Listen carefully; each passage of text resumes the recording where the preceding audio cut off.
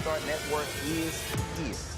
Oh, no punching! I'm real revolutionary right now. Support this man, Black Media. He makes sure that our stories are told. Thank you for being the voice of Black America, Roland. Stay black. I love y'all. All momentum we have now, we have to keep this going. The video looks phenomenal. See, there's a difference between Black Star Network and Black-owned media and something like CNN. You can't be Black-owned media and be scared. It's time to be smart. Bring your eyeballs home. You dig?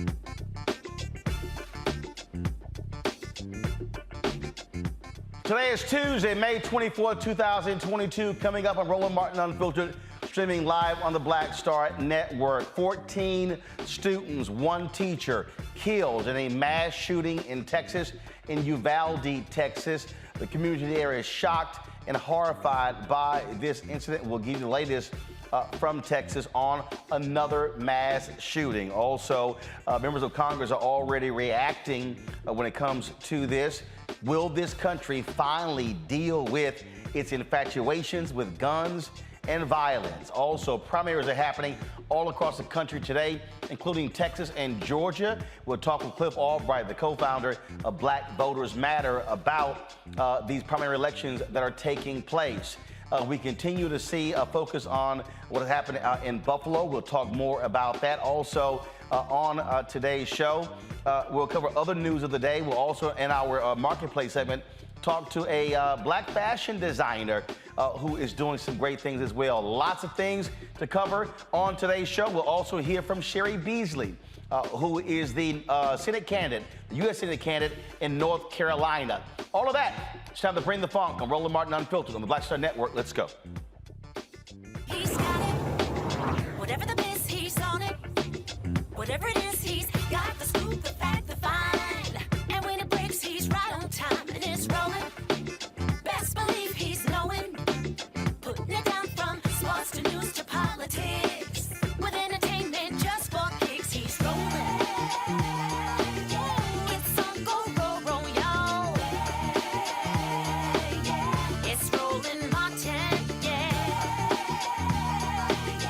Rolling with Roland now. He's funky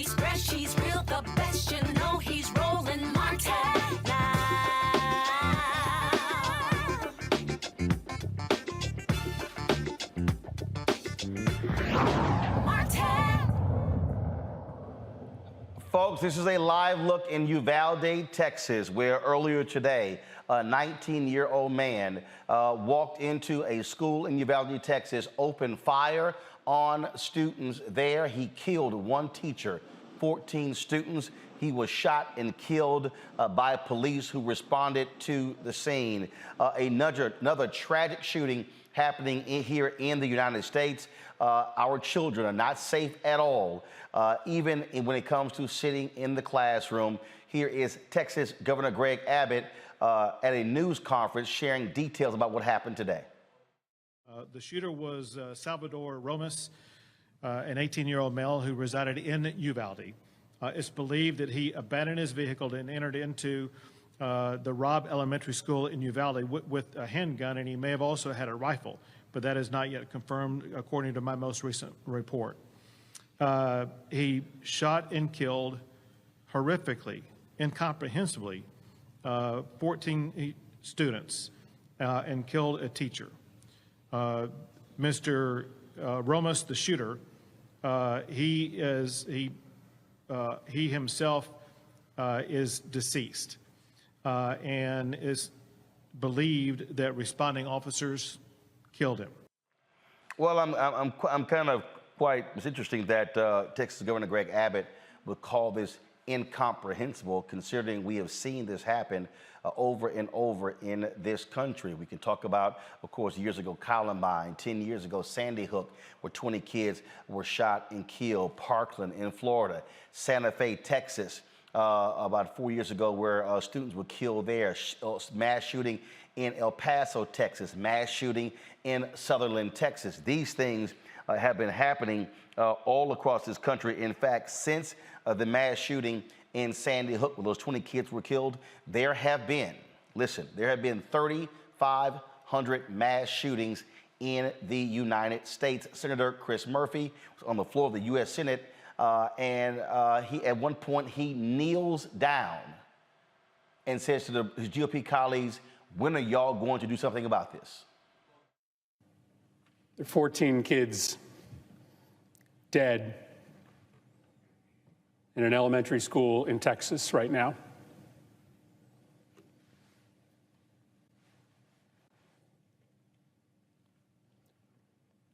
What are we doing? What are we doing? Just days after a shooter walked into a grocery store to gun down African-American patrons, we have another Sandy Hook on our hands. What are we doing? There have been more mass shootings than days in the year. Our kids are living in fear every single time they set foot in a classroom because they think they're going to be next. What are we doing? Why do you spend all this time running for the United States Senate? Why do you go through all the hassle of getting this job, of putting yourself in a position of authority, if your answer is that as this slaughter increases, as our kids run for their lives, we do nothing? What are we doing? Why are you here? Folks, not only that, just to understand again, this infatuation with guns in this country, this is a tweet that Texas Governor Greg Abbott sent out in 2015. Yeah, this is what he put. I'm embarrassed. Texas #2 in the nation for new gun purchases behind California. Let's pick up the pace, Texans NRA. Again, look at the date there. That was on October 28th, 2015. Folks, tell that to these people right here. You see the tears as a mother, as a woman there just on next to this fire hydrant who was just in tears by what took place. Folks are trying to console her with this tragic shooting. Uvalde, a city of 15,000 people, and here you have 15 people who are dead as a result of a gunman. To also understand what has been happening in this state and in this nation. Just last year, the Republicans in Texas led to actually relax the gun laws, lowered the age for someone to buy a gun to the age of 18. In fact, they got rid of the concealed carry permit, allowing people to carry a concealed gun without a permit. Georgia did the exact same thing. And so the answer in America to more mass shootings from the right is more guns.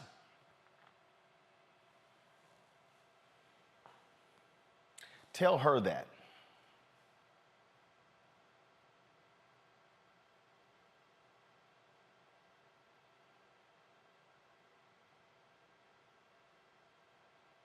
There are 14 children who will not be coming home tonight. There's a teacher in Uvalde, Texas, who will not be coming home tonight.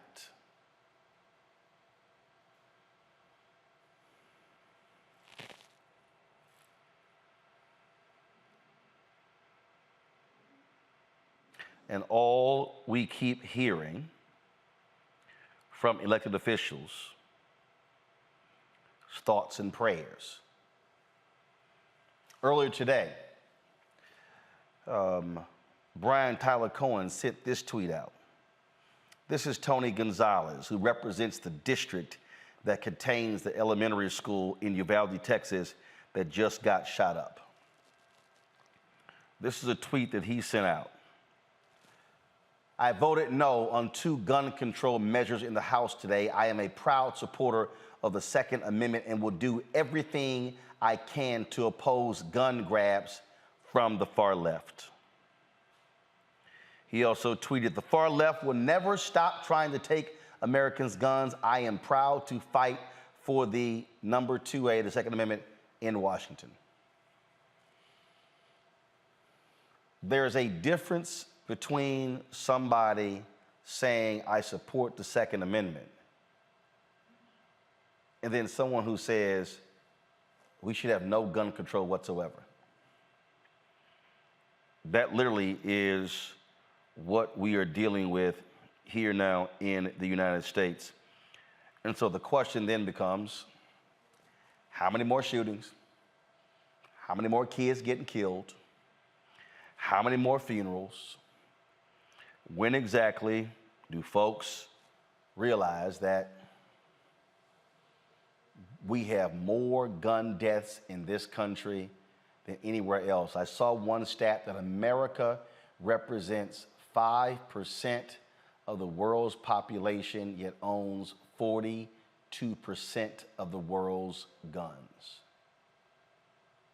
My panel, Mustafa Santiago Ali, former senior advisor for the Environmental Protection Agency. Lauren Victoria Burke writes for the GRIO as well as NNPA. Robert Patillo, executive director, Rainbow Push Coalition Peachtree Street Project. Glad to have all 3 of you here. Robert, you often talk about the guns that you own. But the point that I said earlier, there's a difference between folks who support the Second Amendment, but who also understand that you have to have some controls in the country when it comes to guns, and then those who say, what the hell, it's a free-for-all. Well, look, I think if you look at the text of the Second Amendment, even for, I'm a strong Second Amendment person, it says a well-regulated militia being necessary. It doesn't say everybody to get what you want to go out there and have fun. It says a well-regulated militia. So I think Congress needs to take up that mantle and have to start putting in place some safeguards. For example, you can be younger and buy an AR-15 in this country than you can be to buy a wine cooler, because you have to be 21 to purchase alcohol, but only 18 to purchase an AR-15. I think that's something we can handle on the federal level. In order to get your driver's license or your permit to be able to drive, you have to take a safety class. Well-regulated militia. I think that's completely reasonable to require a training and safety class when someone purchases a firearm. I also think that it's completely valid to have background checks. I think there are definitely some things that we can come together on and agree on, but I think because the gun lobby in this country basically controls one political party, you can't even have the most basic of compromises take place, which makes it so difficult to have anything except for executive action in order to address this rash of shootings we've had. And then that one party then brands, the far left, they're trying to steal our guns, trying to take our guns.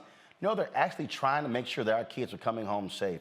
Lauren, this is a tweet that Congresswoman Jackie Spires posted 6 minutes ago. She tweeted, "I refuse to participate in another moment of silence on the House floor. I want a moment of action. No guns for anyone under 21. All guns must have trigger locks that require fingerprint to be discharged. Felony charges for anyone who doesn't safely lock their gun." Does that sound sensible to you? Of course it does, but unfortunately, Robert Patillo is absolutely correct. One political party is owned by the NRA. It's as simple as that. It's about money. And as you said earlier, Roland, the answer on the right from Republicans with regard to guns is always more guns and more guns and more guns. And I'm sure you know that the state of Texas has a lot of guns, and that didn't stop anything today. I mean, the idea that, oh, but if we have more guns, we can protect ourselves against the guns is completely ridiculous. It just goes on and on and around and around and around. Donald Trump is talking to the NRA, I believe, this weekend. He'll get up there and say absolutely nothing. He'll get up there and pretend that nothing happened today, that nothing happened in Buffalo. And that's how this works. They wait it out. They wait it out. This goes on and on and on, around and around and around, and then more guns get sold. Of course, they lowered the ages because they want to sell more firearms. You know, I mean, I grew up around guns because I had a law enforcement officer as a father. He was also a hunter safety instructor, whatever. The point is, nobody needs to have the type of weaponry that this idiot had in Buffalo that murdered all these people. Absolutely nothing. The incident at Virginia Tech, the guy had a bulk loader. He had a handgun, but he had a bulk loader, so he'd have to change magazines. There's no reason for anybody to have that. There's just no reason. You're not hunting with that. Everybody knows it. We keep going around and around. Nothing changes. Chris Murphy out on the floor of the Senate is absolutely right. Question is, what are we going to do about it? What exact action are we going to take? And I would suspect the action will be absolutely nothing if I had to guess. Again, this is a live look in Uvalde, Texas, a little bit earlier. It's a little bit earlier. Again, moments after the shooting took place, law enforcement descended upon this elementary school in Uvalde. Here's a tweet from one of these black gun-loving NRA people, Mustafa Colin Noir, who's actually based there in Texas. So he tweeted, "The gun community can't be the only people who see that mass shooters always target soft targets where there's a low chance of anyone else having a gun." What a dumbass. I mean, he literally tweeted that about 20 minutes ago. I mean, they come up with, oh, so, hey, the folks with the guns, they're going to do a mass shooting, and they're going to go to a gun range. Right. You know, there's so much to unpack here. You know, we have over 300 million guns in our country. Think about that. Over 300 million. It goes back to something you mentioned earlier, Roland, you know, about us being the leading country across the whole planet with the amount of guns that we have. But, you know, it goes so much deeper than that because we're literally creating these killing fields across our country. And we know that schools are one of the locations that is becoming a reality where kids don't want to go to school. They're afraid to go to school. Parents are afraid if they drop their child off that they may not be able to pick them back up because their life may have been taken. We've got 3 million kids who are exposed every year to gun violence in our country. And we've got 18,000 kids who are shot or killed or wounded each year in our country. The question becomes, when is enough enough? It's not like we haven't had pieces of legislation, you know, well thought out pieces of legislation that have been put forward, and you can't get it through the House or you can't get it through the Senate. You can never get it to a president to actually have it signed. Years ago, I was with an organization called Reaching Out to Others Together. It was called Root Inc. Kenny Barnes founded it. His son was killed, and he started the organization. I worked with Bobby Rush, and we wrote a piece of legislation called the Can Do Bill to begin to address some of these issues, not taking people's guns away, but actually focusing on all these components that were a part of it.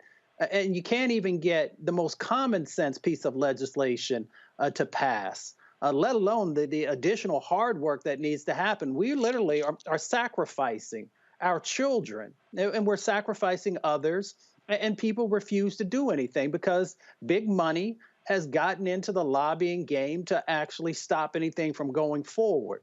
So we're going to continue to lose our children until somebodies are willing to stand up and do the right thing. This has nothing to do with the Second Amendment. You know, I grew up as a hunter in a family that hunted and all these other types of things.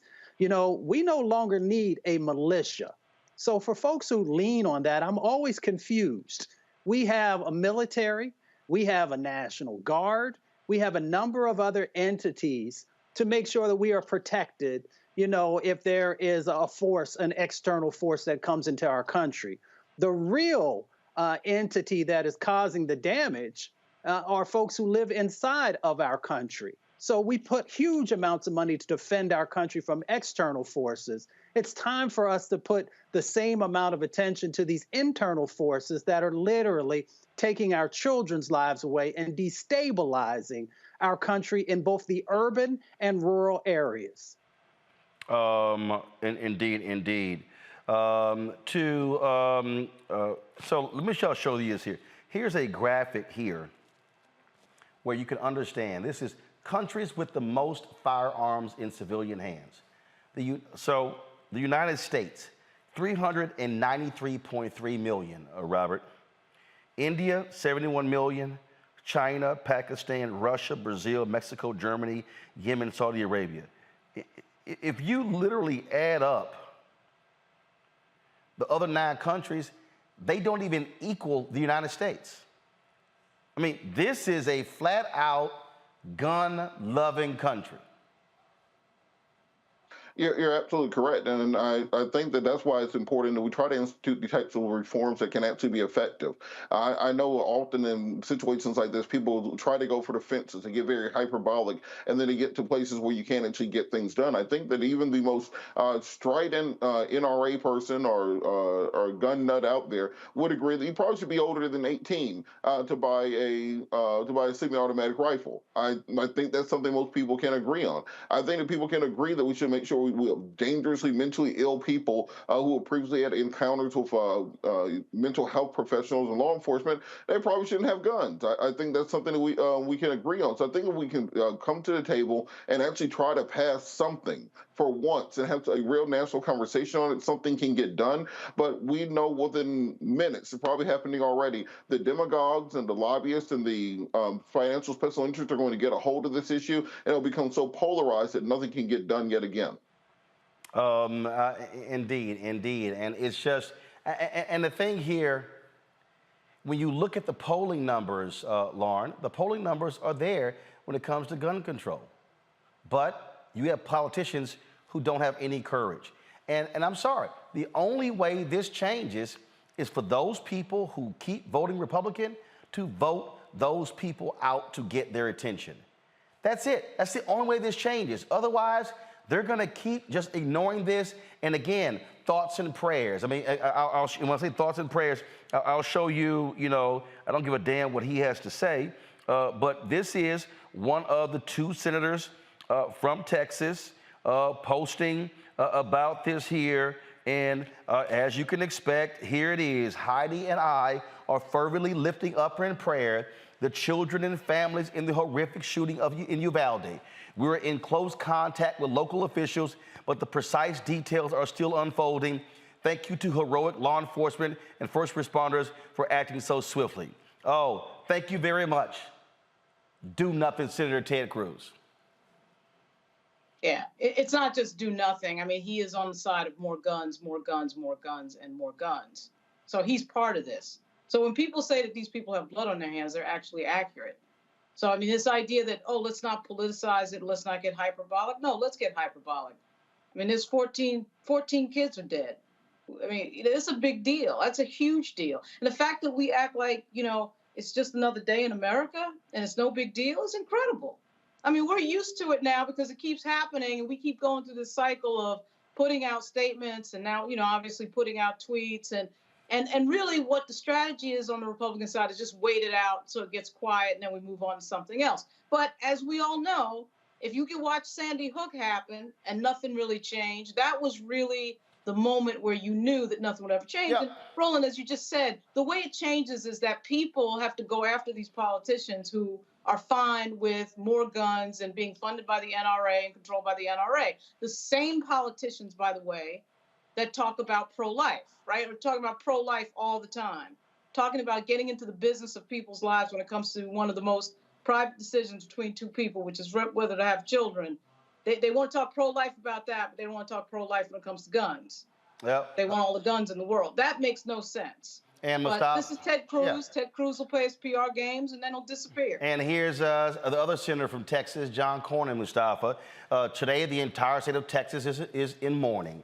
Earlier today, a gunman entered an elementary school in Uvalde, Texas, and opened fire. The shooting at Robb Elementary School is every parent and teacher's worst nightmare. No parent, child, or teacher should ever have to wonder whether it's safe to go to school. This is an excruciatingly painful time for the tight-knit Uvalde community and for all Texans. My heart goes out to those in the hospital receiving care and to the loved ones of those who lost their lives.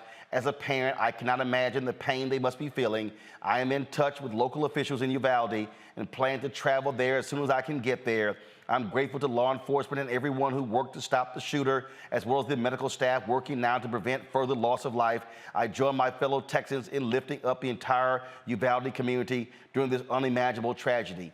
It's not fucking unimaginable. Right. Unimaginable is if it didn't happen before. We can imagine because it did. Right. Again, in Texas, you had, and I'll show you the links. So this is what is unimaginable. No, we can imagine it because we've seen it. It ain't new. You're talking about right here, El Paso, Texas. Here's right here, y'all. Boom.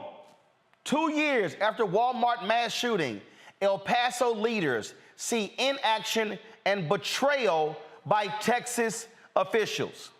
Yep. Y'all remember that? Guy walked into a Walmart, shot 23 people, he killed 23 people, left dozens more injured. Oh, I'm not done. I'm not done. Santa Fe, Texas, not far from Houston. 2018, mass shooting, 10 killed in Santa Fe. Unimaginable? Unimaginable? Unimaginable, Senator Cornyn? That happened in Texas. Last one. Oh, what about Sutherland, Texas? In 2017, a church there in Sutherland. Yep, guy walked in, shut up the joints. He killed 26, injured 22 in 2017. But John Cornyn says unimaginable. I mean, I just don't know what world he lives in. If you've got close to 400 million guns in a country, what do you think is going to happen? If you have no laws on the book, what do you think is going to happen? If you have no regulations, no real enforcement happening, what do you think is going to happen? And all those things go back to the ability for them to actually do something about it. So, yeah, it's unimaginable because you don't want to imagine, because you don't want to have to actually take any actions. You know, prayers without action is hypocrisy. Words without action is hypocrisy. And that's exactly what we continue to see from those elected officials that refuse to move forward on common sense gun reform. It is just, again, it is shocking and it is stunning. And it is what we consistently see over and over and over again. Folks, we'll give you more details as they come in regarding this mass shooting in Uvalde, Texas. 14 children are dead. Parents there are grieving. One teacher is dead. The suspect was shot and killed by law enforcement. And prior to going there, he shot and killed his grandmother.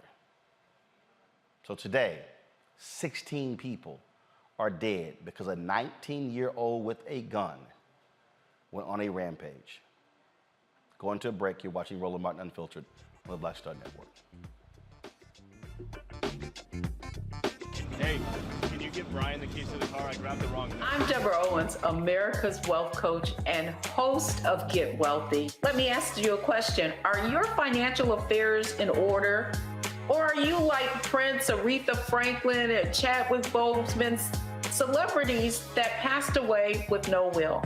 Well, that's the topic we're covering on our next Get Wealthy program. Do you have the proper strategies in place to make sure that your assets and everything that you've worked so hard for pass on to the next generation and you create legacy wealth? So I encourage people to be thinking about what is the long-term plan as opposed to just for today or just right after I pass away. That's right here on Get Wealthy, only on Black Star Network. Pull up a chair, take your seat at the Black Table with me, Dr. Greg Carr, here on the Black Star Network. Every week, we'll take a deeper dive into the world we're living in. Join the conversation only on the Black Star Network.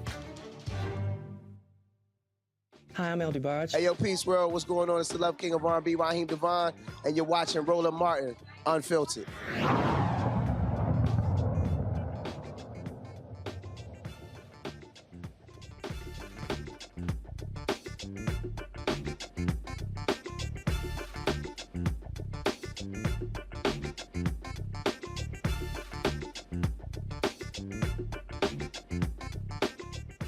Folks, around the country, voters went to the polls today for runoff elections in Texas, primaries in other states like Georgia. Of course, we are in the middle of the election season, a number of local, state, and national races. And so in Georgia, people are looking at the governor's race, where you have Brian Kemp, the incumbent, who is running against former U.S. Senator David Perdue, backed by Donald Trump.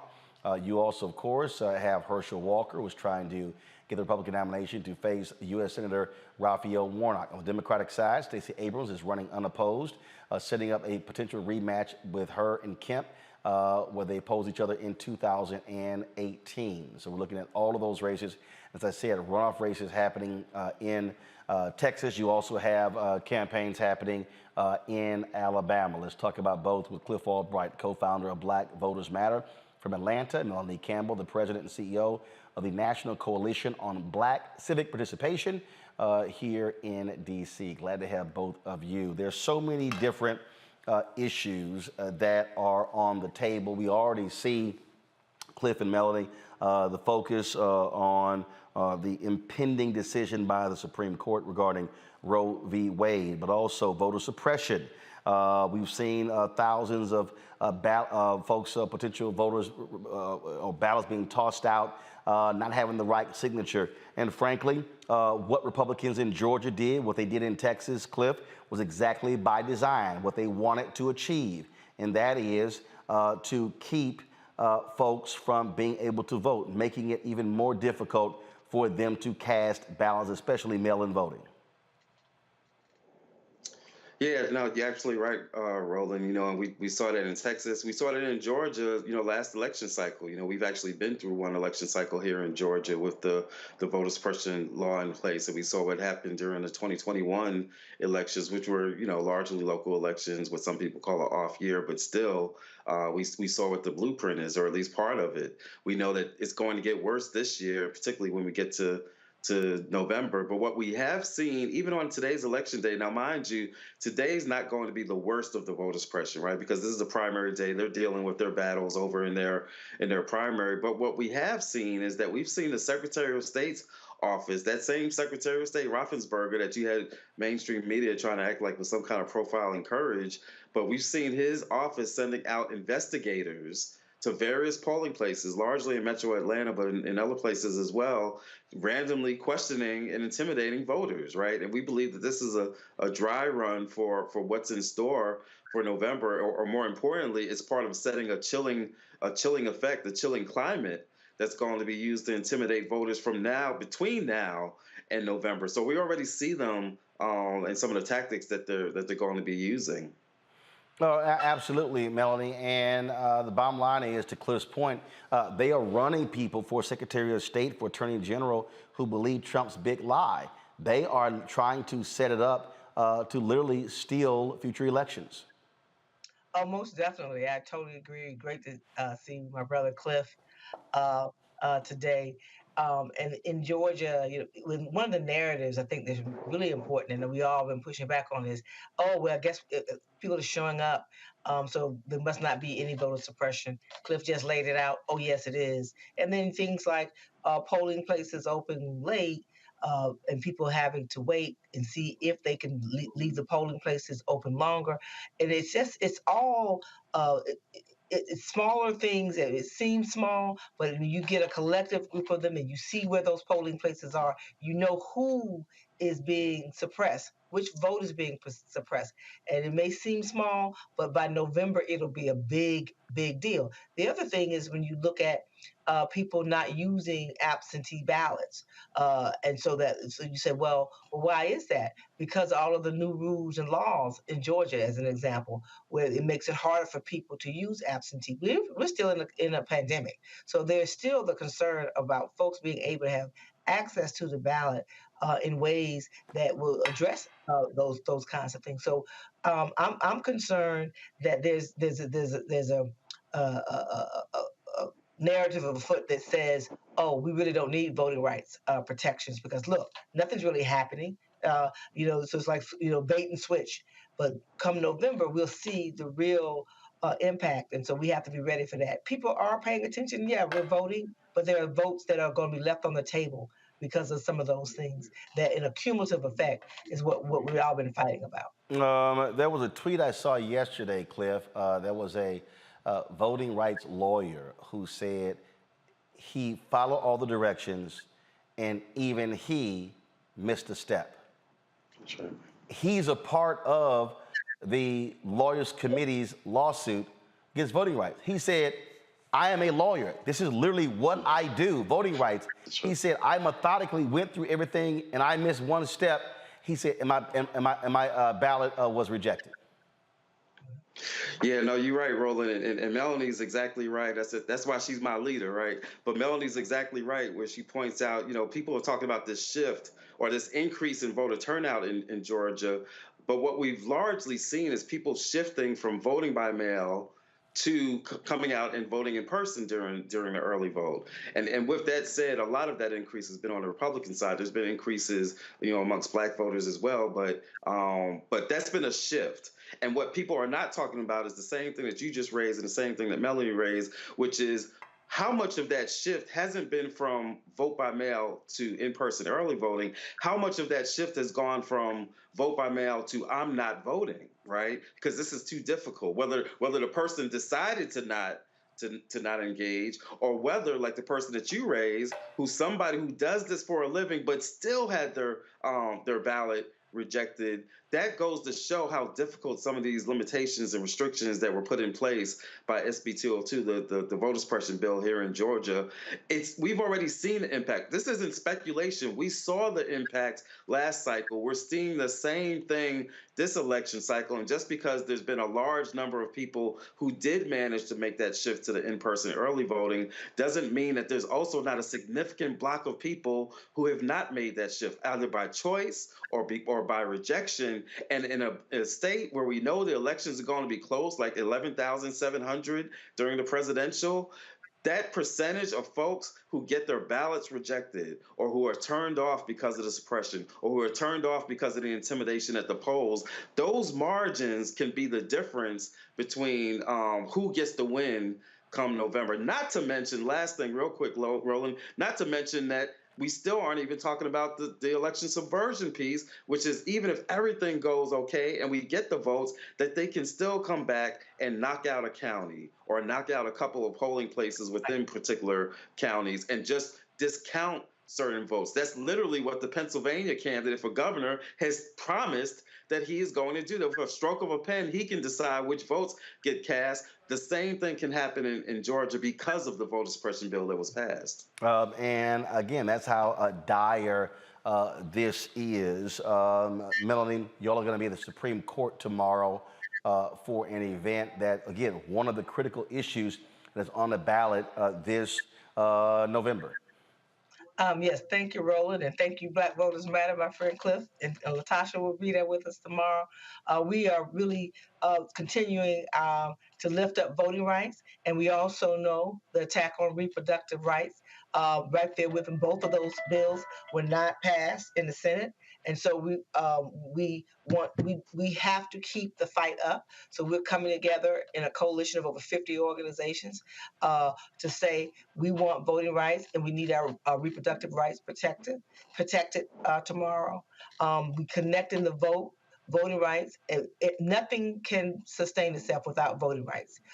And so we started this in July, and we said we were going to continue to fight, continue to put the pressure on the Congress as well as the administration to focus in on voting rights in real time. We know we're going to have we already have a problem. Texas showed the problems anyhow, rolling with the election in Texas. So, and as Cliff pointed out, Pennsylvania, we're seeing it. So when you look at all of that, it's setting up for 2024, and also to set up to make sure that the power shift could happen in the Congress, as well as in state legislatures and governors' races across the country. So a lot is riding on it. And so we said we could keep fighting, and we meant that. And so we're just starting again tomorrow. And, you know, Cliff, it is interesting. I've been seeing all of these different people. In fact, I've been commenting on different people. I saw where Latasha's responded to Luther Campbell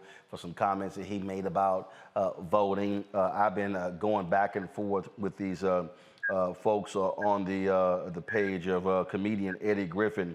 I mentioned this yesterday where he posted this on his page.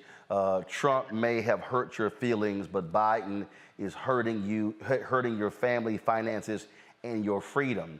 The Democrats are not working for you; they're working for the devil.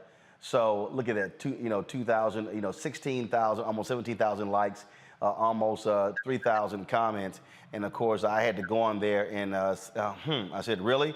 So do y'all want to talk about the gas price gouging bill where no Republicans voted for? Do y'all want to talk about the baby formula bill where only one Republican voted for? I said, you want to talk about out of Galveston County, where Republicans control the county commission by 4-1, but they then split up the only black seat into 3 different pieces. And so now every single county commissioner's district or precinct, 62% of all the voters are white. I said, oh, I guess y'all don't want to talk about that. So, you know, you've got black people out here who, again, we all 3 of us have been critical of Democrats.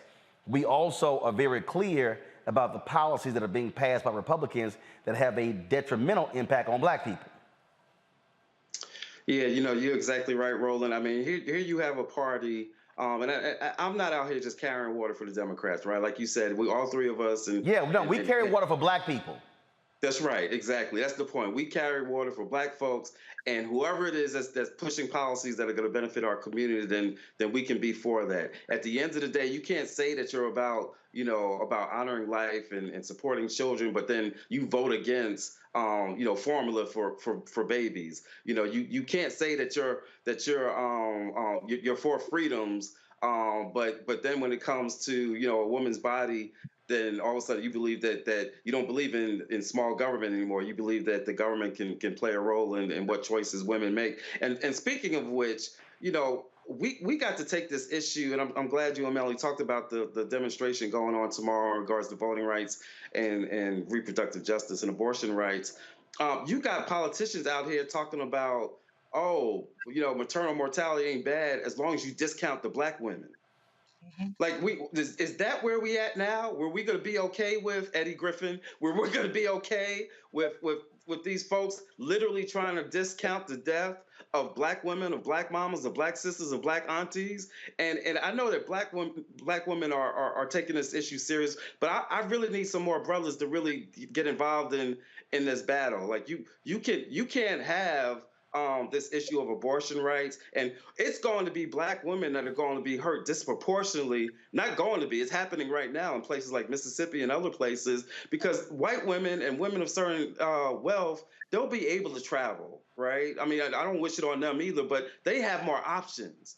But many in our community aren't going to have those same options. And when it gets criminalized, we know what happens when they criminalize anything, whether it's weed or abortions or whatever it is, or voting. It's going to be used disproportionately against Black women, against our families, against our communities. This is not just an issue that Black women need to be motivated around. We need brothers to be just as motivated and to recognize that you got one group that is anti our lives, that literally said the quiet part out loud, that they can literally discount our loss of life. And then we got some other folks that are at least in some regards trying to defend that and do something about that. It's not about supporting a party, it's about supporting us and whoever is speaking most closely, not perfectly, not where we want them to be on all issues, but most closely with the issues that are impacting our lives on a daily basis. Melanie, final comment. Yes, and at the end of the day, when they come for your rights, and they come for you, they come for me, they're coming for you next. And that's why it's important. We have sisters tomorrow, Rollers, that are on the front lines, Sister Song, and many others who are leading the reproductive justice movement, reproductive rights movement, and us bringing together civil rights organizations, women's organizations. Folks, show up. We have to show up. We have to keep the heat on and connect the dots to why this election is so very, very important. As we struggle with our daily issues that are going on in our community. You were talking about it right before we came on, about the gun violence and how out of control it is, the racism, the white nationalism, so many things. But at the end of the day, if we lose the right to control who gets elected, who speaks for us, who fights for us, we have to continue that fight, and we have to join together in coalition. So thank you for the opportunity to talk about it tonight. All right, we appreciate it. Thank you so very much. All right, folks, tomorrow we'll have details on who won and who lost in these various primary races across the country. Folks, a little bit earlier today, I got a chance to talk with Sherry Beasley. She's the former North Carolina Supreme Court Chief Justice, who is a Democratic nominee for the United States Senate. We've been waiting to get her on for quite some time. We finally got a chance to chat with her. Here is our conversation. All right, Sherry Beasley, finally got you on the show. I've been waiting to talk to you for quite some time, so let's not waste any time. Let's get right into it. You lost your race for Supreme Court Justice in North Carolina in 2020 by 400 votes. What did you learn in that race that is helping you when it comes to now running for the United States Senate? What are you focused on? Roland, thanks so much for having me. I did. I was running for the office of Chief Justice, and in North Carolina, judges are elected statewide in contested races. And with 5.5 million votes cast, I fell short by 401 votes, but performed well in rural communities and urban communities, and outperformed almost every statewide elected official other than the governor. I'm really excited about this race, and it is awesome to be the Democratic nominee.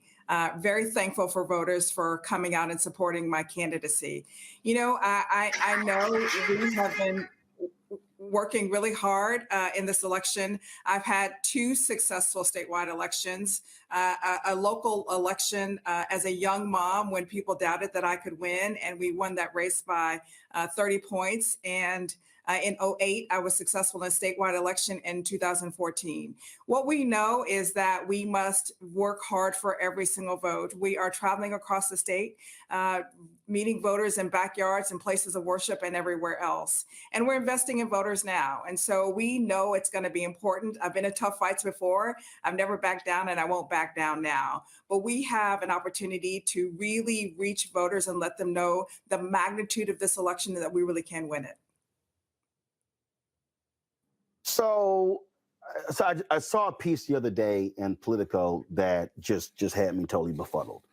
And it talked about how Democrats were trying to figure out, whether to go all in North Carolina because they hadn't won a Senate race in 2008. And I'm sitting here going, correct me if I'm wrong, Democrats, have a majority on the state Supreme Court. You have a democratically elected governor right here, right now. You've had successful challenges against the law, against gerrymandering, racial gerrymandering, political gerrymandering. You have people fighting back against voter suppression. How in the world would these folks in D.C. not go full in when you have a potential to actually win the U.S. Senate seat if you put the resources and the boots on the ground to do it? You know, Roland, I'm really excited about where we are. I've been in public service in North Carolina for nearly 30 years as a public defender, a judge, and Chief Justice of the Supreme Court of North Carolina. And I have been working hard to uphold the law and the Constitution and to make sure that laws are applied equally to all people. We really do have an amazing opportunity. I know that Washington has failed people here in North Carolina, and so many people are struggling. We do have an opportunity, and the other side knows we have an opportunity. We know that the NRSC is running ads to distort my judicial record, and they're committed to spending millions of dollars to do that. They know that they can lose and that we can win. So I'm excited about where we are in this race. I've taken an oath to uphold the Constitution and respect the rule of law, and really thankful for the sheriffs who stepped up, condemning the ads against me, and really understand that we really can win this race, and they're very supportive. But in order to win the race, you got to have folks who believe in it, and you've got to hit those rural parts of the state. When I examined the 2020 race, and when Tillis was running, I saw some numbers anywhere from 16 to 18% among African Americans, and I was talking to folks there, trying to explain to folks what I was asking. What was going on when you were talking about one of the people who's the architects of the voter suppression laws. You still have a Republican Party in your state that is doing all it can to suppress Black voters. You've had all of these groups fighting like crazy over the last decade. So North Carolina literally has an opportunity to be like Georgia if you're maximizing that turnout. We do have an amazing opportunity to really win this race. And I'm very thankful that I've always performed well in rural communities and urban communities. If you look at a map of the last election, you'll see that I was able to outperform President Biden and Tom Tillis. And so we've been able to do well in these communities. We also know that there is a national interest. We've seen the Senate Majority PAC invest in North Carolina on my behalf. This race is winnable. My campaign is certainly making investments of voters all across this state. And we are excited about the energy and responses that we're seeing from voters here in North Carolina. The East Carolina University released a poll showing that your opponent, Representative Ted Budd, holds an 8-point lead. When it comes to the issues, how are you going to differentiate yourself? And what are you saying to the voters as to where you stand on why they should be electing you over Budd for the United States Senate? There's actually additional external polling that shows us actually neck and neck. And that's what Republicans know. That's why they're investing in this race, working hard to distort my record. But, I'm really excited about where we are in this race. And there is a real distinction. I'm a mom who has raised her twin sons along with my husband with shared values of hard work and faith and integrity. And I didn't raise my children in Washington, I raised them in North Carolina. And what we know about Ted Budd is that he is not good for North Carolina. He does not speak for the people in North Carolina. We know that here we are in a shortage with baby formula, and he just voted against the legislation to increase the supply of baby formula for people in North Carolina.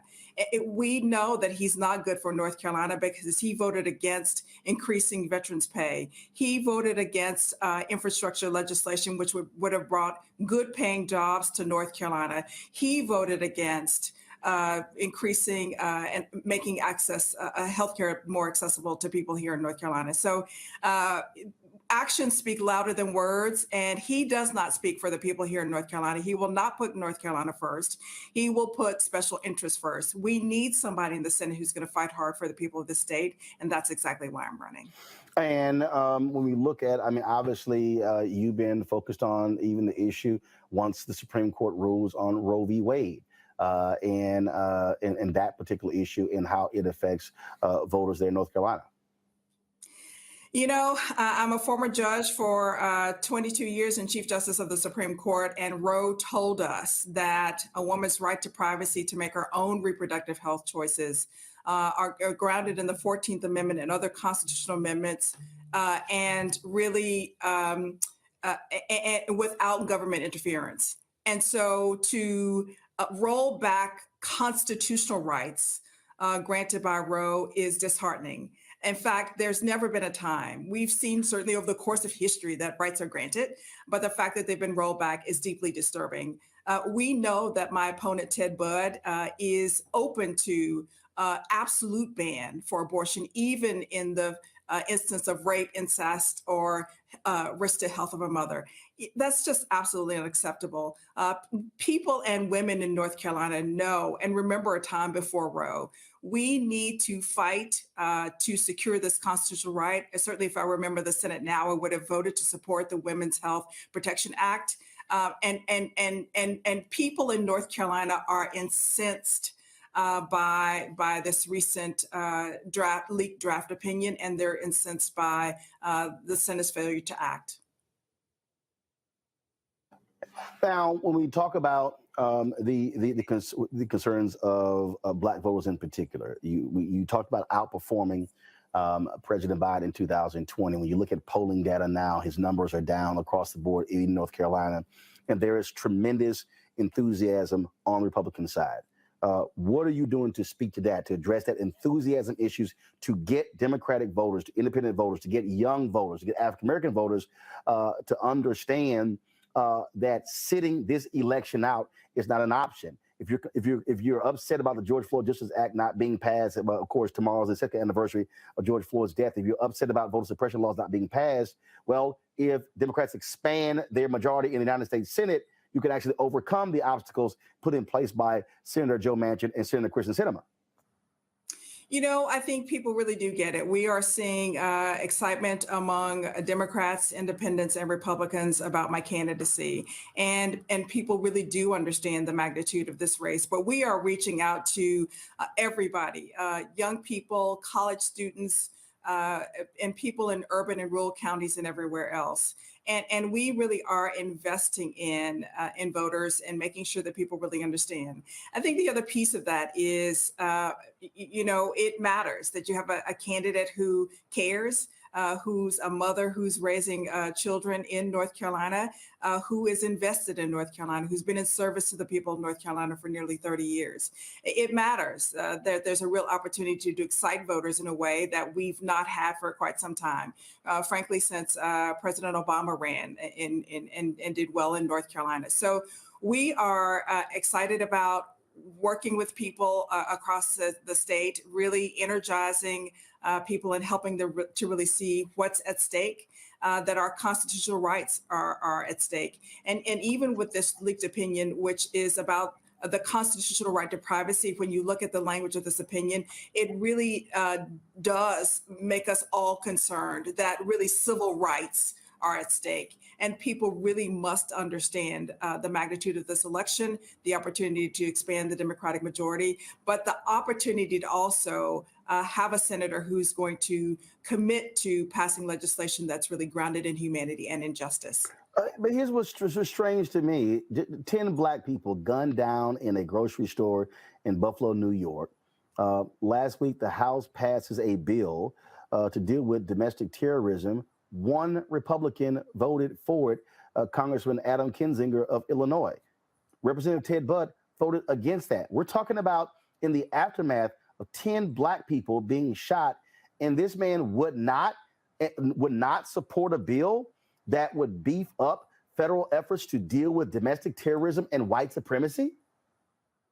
That's another example of how Ted Budd doesn't serve North Carolina well, how he will not put North Carolina first, nor will he put this nation first. My heart goes out to the families and community of Buffalo who are dealing with just a horrendous tragedy. And we really must do more. And you're right, the people of North Carolina should have expected Ted Budd to support this legislation, and he didn't. He fell short. Again, one of the issues people are really concerned about voter suppression. Obviously, you know, all these laws that are being passed. Your North Carolina legislature was right there with it as well. And so, you know, we see ballots being thrown out, thousands of ballots in Texas, in Georgia, how they're being impacted. And so, what are you also doing on the voter education front to ensure that folks don't get caught up in this vortex of voter fraud, which is totally BS, and that their votes, their ballots are actually fully counted? Well, there's education around making sure that people understand how to cast a vote. There's also education around making sure that people understand that their precinct might have moved, particularly on college campuses, where on some of the campuses, there's now a line drawn through the campus, and where there was one precinct, there are now two. So we're certainly being a part of those educational efforts, but we're also making sure that elections will be monitored. There will be lots of folks in the general election who are monitoring voting precincts so that if there are problems that arise, people will have someone to report those incidents to immediately so that they can be rectified. Obviously, we're seeing intense focus by a lot of Black women all across the country as well. And so what is it looking like for you there? Do you have an energetic base of Black women who are really ready to go out and do all necessary to put you in the United States Senate? You know, there is a lot of excitement around my candidacy. Black women, Black people, but really all people. I mean, I've been an elected official for 22 years, and so we've been building upon relationships for over the last decade. And so we're really excited about where we are in this race. But I can also tell you this, Roland, the first time I ever saw an African-American woman presiding in a courtroom, I was a practicing lawyer, and it was then Judge Patricia Timmons-Goodson. So I certainly know that diversity and representation matter, and I know that our institutions are better when we are diverse and have voices from a lot of folks represented at the table. There are 24 women currently serving in the Senate, and there are 0 African-American women in the Senate. And it matters how the Senate looks, but it also matters how the Senate works. And so I'm really running to make sure that we're making changes to address access to health care and expanding the ACA and with a public option, that we're expanding Medicaid here in North Carolina, that we're lowering prescription drug costs and protecting our constitutional rights and so much more. But I have to say that a lot of people really are excited. And I know it makes a difference to have the voice of an African-American woman on the Senate floor. Last question on that point about expanding Medicaid. I talked to a few years ago with Reverend William Barber, and he talked about being at a parade, and he said, and a white man came up to him, he said, with a Confederate flag draped around his neck, with tears in his eyes, thanking him and NAACP for fighting to keep rural hospitals open. This is one of those issues where a lot of white voters, poor white voters, were initially resistant to Moral Mondays until they realized, wait a minute, the issues they're talking about impact us. And I actually met a group of white women who were in the hills of North Carolina who opened an NAACP chapter. And so that issue of closing rural hospitals has a direct impact on those voters. Is that one that also separates you and your opponent, Representative Budd? Well, it absolutely does. And we do know that so many people, because rural hospitals are closing, are traveling an hour and a half to give birth. And other kinds of healthcare needs. And there's something deeply wrong with that. And so we know that access to healthcare is by cost, but it's also by proximity. I'm going to put North Carolina first. I think the other piece, too, that you just made the point is that so many of these issues really are not partisan. If you don't have clean air and clean water, doesn't matter whether you're Democrat or Republican. If you don't have access to good quality health care or to be able to get to a healthcare facility, it doesn't matter whether you're Democrat or Republican. If you've been gerrymandered and live in a rural community, it doesn't matter whether you're Democrat or Republican. And so many of these issues really do resonate, and people understand that these are issues and rights that people have here in this state that I'm going to fight for. And that does distinguish me between against Ted Budd, because he's not going to put North Carolina first. Well, I was there in 2020 talking to you and some other candidates who are running. So look forward to being on the road this summer and the fall as well, coming to North Carolina and some other states that we plan on hitting.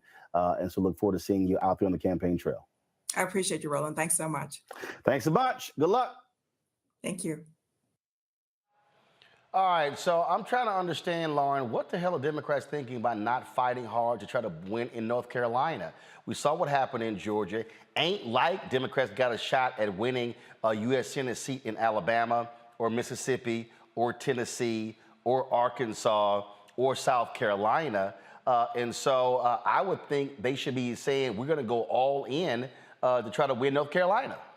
Well, that's what you would be thinking. But of course, you know, when it comes to candidates, particularly candidates of color, they seem to be sort of lackadaisical about it, which they can't afford to be. I mean, these next two cycles are probably for all the marbles, quite frankly. And I'm not sure why the Democratic Party doesn't completely and fully understand that.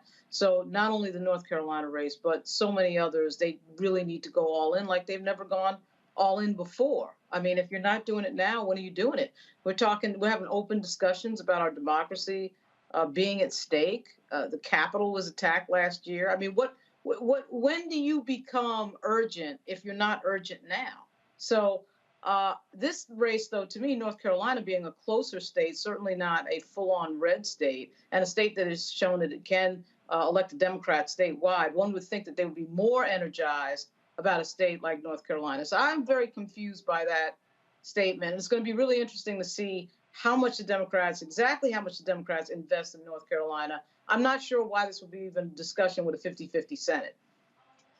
You know, it is nonsensical, Robert, for any of these folks in Washington, D.C., who are Democrats to not think you don't fight for North Carolina. First of all, the activists on the ground have fought for a very long time to fight those voter suppression laws, and that's why they've seen some success.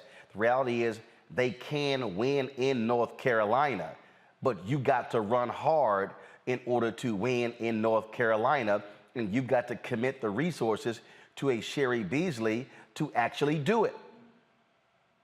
Well, you have to understand, national Democrats, for some reason, despite getting 81 million votes in the last election, still run as if they're underdogs, still run as if they have such finite resources like they had during the OFA period, that they can only get behind only the slam dunk, if you will, campaigns. They did the same thing here in Georgia for the longest period of time. It was local activists on the ground, people fighting the good fight in all 159 counties that flipped Georgia into being a purple state bordering on blue. And the same thing can happen in North Carolina. The same thing did happen, indeed, when during the Obama years in North Carolina. So I think that you have to get new and more innovative leadership into the DNC, into the DCCC, into the Democratic Senate Campaign Committee, all the way down the lines, and make them understand that, look, the future of the party, particularly, is not going to be in the Rust Belt. It's no longer going to be, in Scranton and in Cleveland and many of these upper Midwest states. It's going to be in the Sun Belt. It's going to be in the South,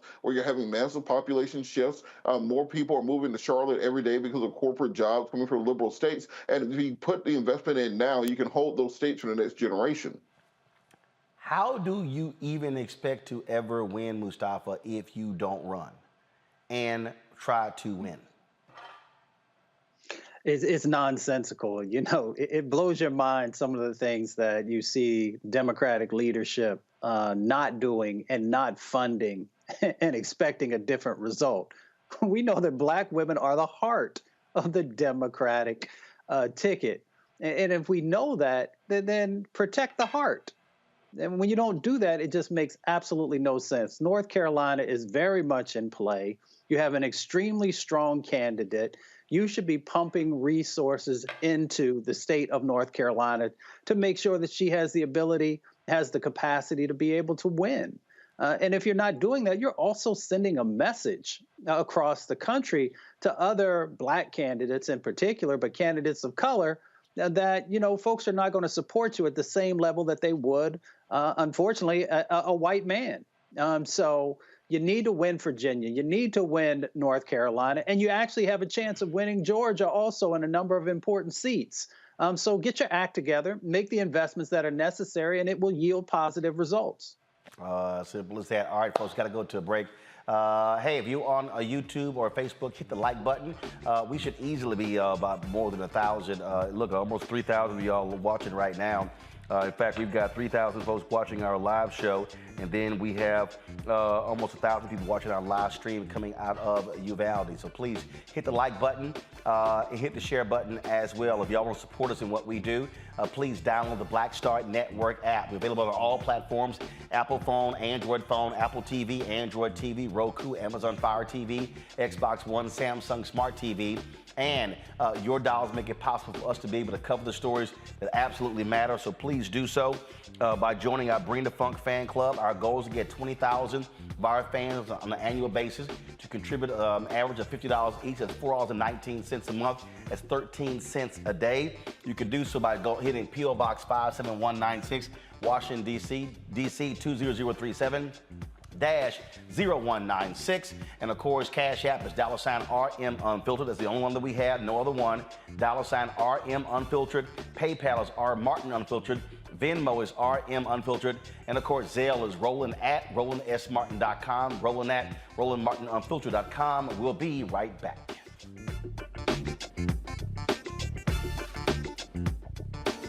You know, he brought his own sound. So when you have an artist that creates his own sound, like Earth, Wind & Fire, Stevie, you know, they come in, the Beatles, they create their own sound. He kept reinventing himself. He wasn't afraid to change instrumentations or not use drums or not use bass or use the Lynn machine or use real drums or use, you know, pots and pans. It didn't matter. It's just like he wasn't afraid to. The sound was different every time he did an album, completely different, you know? And the things that he wrote about, it was things that he felt he needed to speak about. So a lot of honesty, you know, whether he would admit to it or not, there was a lot of honesty and a lot of things that were real to him. When he gave, you know, I think, for me, he is my favorite, my #1 favorite guitar player in the world. He was. He played with, I mean, and especially, I loved times me playing drums with him, he and I playing together. When I played drums, it was a whole nother thing.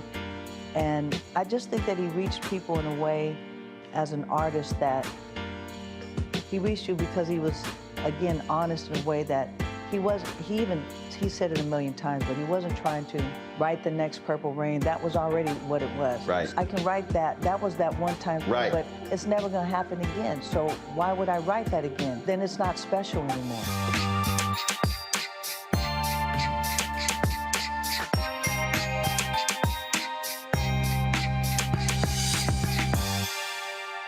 Hi, I'm Gavin Houston. Hi, I'm Carl Payne. Hey, what's up, y'all? It's your boy, Jacob Lattimore, and you're now watching Roland Martin right now.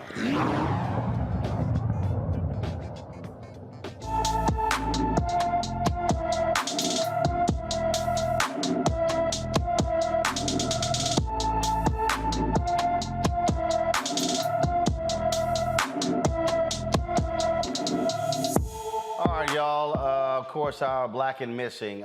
Seth James Davenport has been missing from Cleveland, Ohio since May 14th. The 17-year-old is 6 feet 2 inches tall, weighs 170 pounds, with brown hair and brown eyes. He was last seen wearing a gray hooded sweatshirt and blue jeans.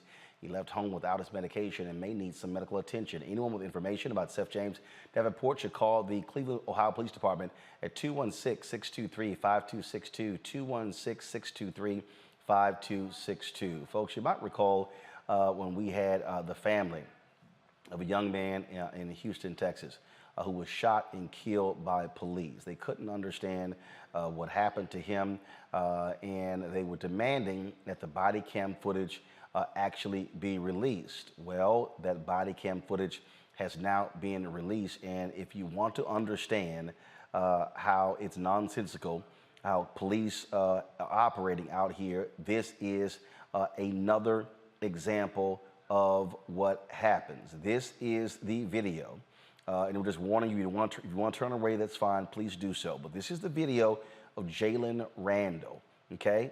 This took place a month ago. He was 29 years old.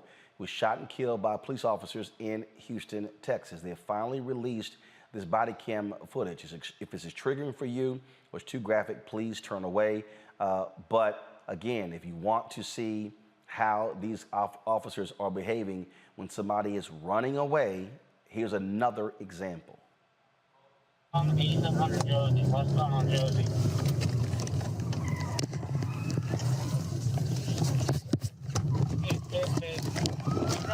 Hey, let me see that! Oh, shit!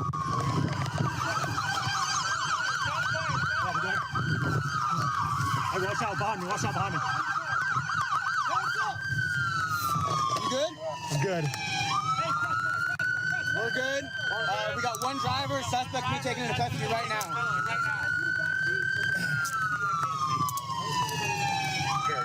Roll the window down. Yeah, give us a second. Hold the windows down! Do it now! Hold the window! Drag him back, drag him back. Keep your hands up, we can see him! All right, now, folks, Randle was shot and killed on April 27. Officers say they were trying to arrest him for 3 felony warrants. Here's the question. You saw the video there. We can stop it now. You saw the video there, and Mustafa, he's literally 3 seconds out of the car, they fire, he's running away. The rationale for using deadly force. At no point in the video do we see him shooting at officers. Where was their life in imminent danger to use lethal force?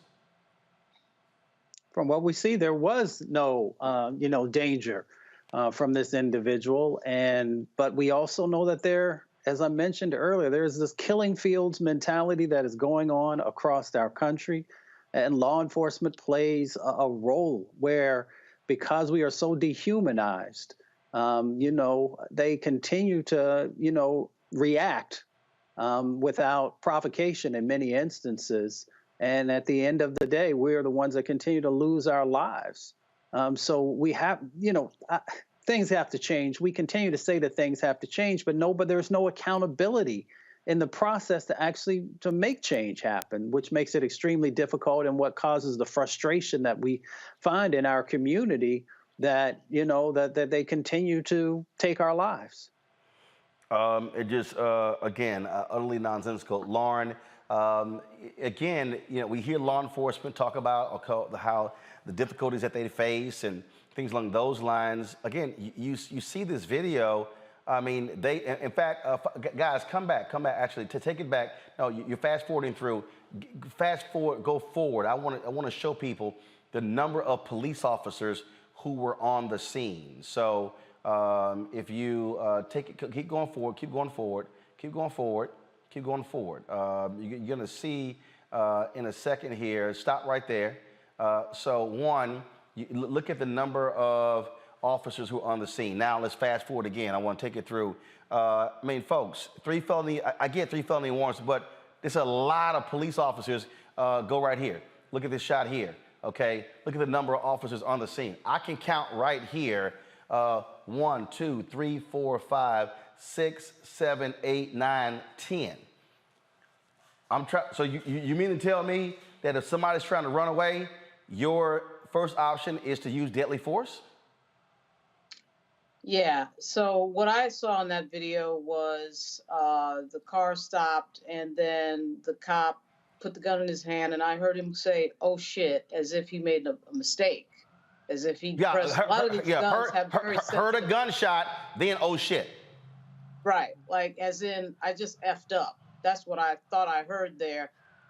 what it looked like to me was he exited the car, he pointed the gun, and you know what police are generally taught is that if you point your gun at somebody, you have to be ready to fire it. Like, you're not pointing the gun just to point the gun, you're pointing the gun in preparation to fire. A lot of these guns have very sensitive trigger mechanisms. And I think the adrenaline, it looked like to me, the adrenaline, you know, went through to the trigger and he shot that guy by accident. Jalen Randle was actually, looked to me like he was turned away, had his back to him. He was. Back to the officer. So that to me is what I would define as a bad shoot, just looking at that video for the first time. I'd be interested to know what the 3 felony warrants are. Unless the 3 felony warrants are, if he's a serial killer who, you know, killed 20 people, I don't understand how that happened. I mean, even if it did, I mean, the guy in Buffalo, as we've all observed, as we've seen a million times, these people in Buffalo, you know, the guy murders 10 people with an assault weapon and walks away unscratched, right? I mean, it's amazing. Yep. And this guy, Jalen Randle, I don't know I don't know what the 3 felony warrants are, but even so, right? He's got his back to the officer. So where's the threat? Where's the I fear for my life? He's got his back to the officer. Officer immediately comes out, points the firearm at him, and the firearm immediately goes off. And he says, "Oh shit," on the video. If that's him, and that sounded like him on the video, so that's hugely problematic. Robert, I get it if a guy is running away from the cops and he's running and he's firing back. Okay, I get that. You don't have that here. And there's just this natural reaction for these cops. Oh, how dare you run away? I'm going to shoot you. Well, you know, I think there's just certain professions you have where you can't have an oh shit moment. You never want to be in court and your lawyer says, oh shit, like right as the jury's about to go back for their verdict. You don't want to be in surgery and the doctor says, oh shit, like right in the middle of brain surgery, something along those lines. And when you're a police officer, you can't have an oh shit moment that results in the death of another individual. We all heard what the officer said on the video. We saw that the Mr. Ramsey was unarmed, that he was not attacking officers, he was not proceeding towards them.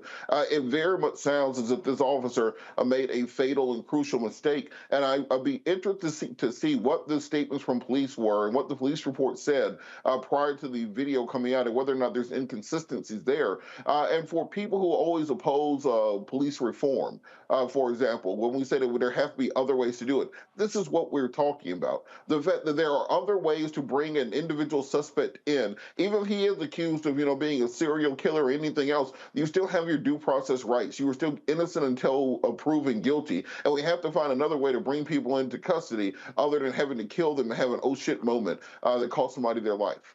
Indeed. All right, folks, got to go to a break. We come back. We'll talk about the DOJ targeting Kentucky when it comes to civil rights violation in their mental locations. We'll tell you about that next. And also we'll talk to, in our marketplace segment, a fashion designer who is trying to make her way in the business. You're watching Roland Martin Unfiltered right here on the Black Star Network.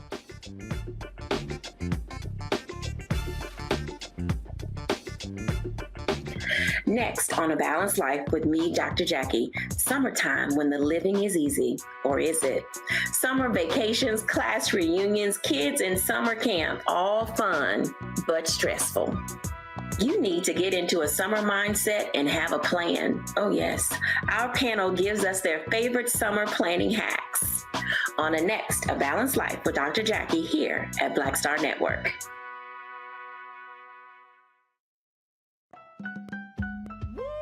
We're all impacted by the culture, whether we know it or not. From politics to music and entertainment, it's a huge part of our lives, and we're going to talk about it every day right here on The Culture with me, Faraji Muhammad, only on the Black Star Network.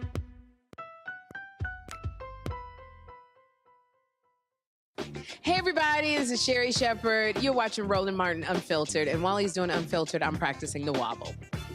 I am. Because Roland Martin's the one, he will do it backwards, he will do it on the side. He messes everybody up when he gets into the wobble because he doesn't know how to do it, so he does it backwards. And it messes me up every single time. So I'm working on it. I got it. You got Roland Martin. Hi, my name is LaToya Luckett, and you're watching Roland Martin Unfiltered. What's going on, everybody? It's your boy Mac Wiles, and you are watching Roland Martin Unfiltered. What's up, y'all? It's Ryan Destiny, and you're watching Roland Martin Unfiltered. What up, Lana Well, and you are watching Roland Martin Unfiltered.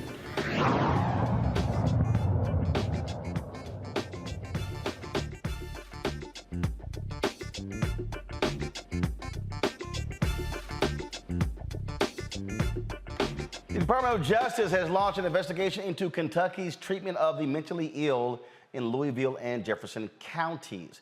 The focus of the investigation is to determine if Kentucky isolates those who are severely mentally ill in psychiatric hospitals because of the lack of community-based mental health resources available. Assistant Attorney General Kristen Clark of the Justice Department Civil Rights Division says she wants to make sure those who have mental illness are not unnecessarily coming into contact with police. The DOJ is currently investigating the Louisville and Louisville Metro Police Department's patterns and practices, including their treatment of those experiencing mental health crises. A Georgia prosecutor will not prosecute Atlanta police officers for their interaction with two college students in May of 2020. The students were stunned with tasers and pulled from a car while sitting in traffic caused by protests over George Floyd's death. Monday, Cherokee Judicial Circuit District Attorney Samir Patel dismissed the warrants filed against the 6 officers involved. Patel released this statement. Not only was law enforcement acting within the scope of their legal authority in their actions to obtain compliance, their actions were also largely consistent with the Atlanta Police Department's own use of force policy.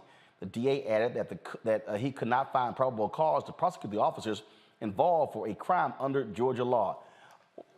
What, Robert? What the hell? I mean, we all remember this video, and these 2 students were just shocked and stunned, and these cops just went ape shit, hitting them with tasers, yanking them out of the car, and they were like, "What is going on?" And to District Attorney Patel's point, if the law does not make this type of conduct by police officers illegal, we need to change that damn law. Right. When we talk or change the department's use of force. Exactly. When we talk about criminal justice reform, there's a lot of discussion about what goes on in Washington, D.C., what is Biden doing, what the Justice Department doing.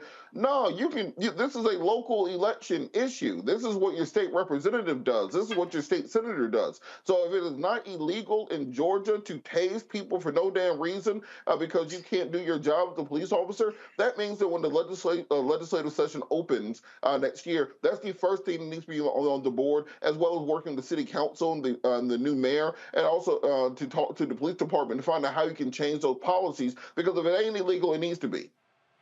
You know, it was crazy. I mean, I remember this video so vividly. They were Morehouse and Spelman students. Again, they were yanked out of the car. Now, the video that we showed you was that's the body cam footage. Okay, so this is the body cam footage. Turn it up. And body cam video shows another officer hitting the car window with a baton. Open the window! Open it! Then police confront the passenger, Tanaya Pilgrim, who doesn't exit immediately because the car is moving. The video shows Officer Mark Gardner responding with his taser. It was a vicious act. The tasing, it went on for some time. The person you're hearing is the previous DA who was defeated. Now, come to my iPhone feed. Now again, that's from the body cam footage. This is from another angle, and you will see, and they're sitting here, and it's like he's sitting. First of all, you're driving. You're surrounded by cops. You're just trying to figure out what the hell is going on, and you're like, I don't know if I'm them, Lauren, I'm acting the same way. Like, what in the hell is going on? You're on mute. Can you hear me? Yeah, now we got you. Okay. I think the key phrase that you said out there was acting within the scope of their legal authority. Well, the question is, what is outside the scope of an officer's legal authority. I can't actually think of anything that's outside the scope of their legal authority.